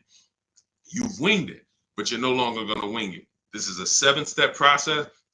In the book, I have links where you can stay right on task. If you're on the lease path, you're not looking at new cars. You're not reading about purchasing used cars. If you're purchasing a used car, you're not using the system on leasing. You're not using the system on new cars. You're on the used car path. That's the way the book is. It's linked and it warps you to the areas so that you can stay on task and not be learning everything about leasing and buying and used cars and new cars and bidding. Or you don't need to learn all that. We just need a path for you that you can follow step by step to get to your below market deal. And that's the way the book is set up. So it's 5 stars. You can get your copy as part of my welcome offer to you for 75% off. It's normally $97, but for 30 minutes only, you get yours for $24. That's 75% off. It'll be in your inbox in 5 minutes, and you'll have everything for the rest of your life to use when it comes to leasing. If your spouse wants to buy, your child wants a used car, you can open this blueprint up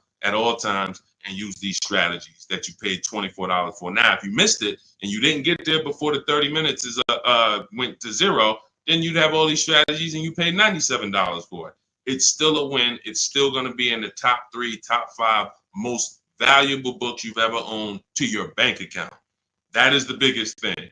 This book being valuable to your bank account. So go get your copy for 75% off. Click that picture of me in my TikTok bio. Click that picture of me on Instagram. Go to that website in my bio, and then you'll see the button that says 75% off welcome offer. YouTube, you have a comment in the, you have a comment for your 75% off in the comment section. Same thing on Facebook. Get there, use it. Make sure you send me all of your deals. Email me with your deals. Every time you make a deal, I want to see it. Deshaun, look at this deal. My biggest thing is seeing the money you are paying for these cars. I want you to be like all of these people who send their deals in. Look, this is what it's about. I don't want you just getting a car. We'll be excited about the car too, but I want you just as excited about the deal you got, because once you see below market deals and you see how different they are than market value deals, or God forbid above market value, you're going to see that you'll never go back. And then I just want you to send me, I want you to help me see what every below market deal look like. Right now, we know the below market deal on this Mercedes that Milligan got is $27,000 off. That sets the market. So if anybody got this same vehicle, the same vehicle that she got, and you didn't get $27,000 off, you overpaid. You know, we know Sean set the market on this on his F-150 Lightning.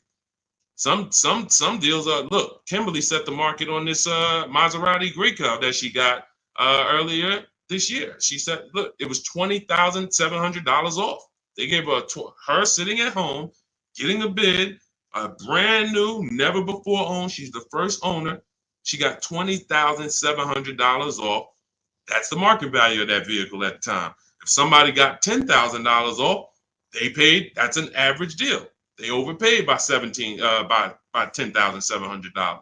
So we get to set the market for these vehicles using these shop from home strategies, and that's what I want. I want you empowered. I want you guaranteeing that you save, that no one else paid less than you, and that's the empowerment. You do that right from home, right from your living room. So I will see you all on the next stream. Grab your book. I'll see you inside the book, and God bless you. Let's keep unlearning and relearning.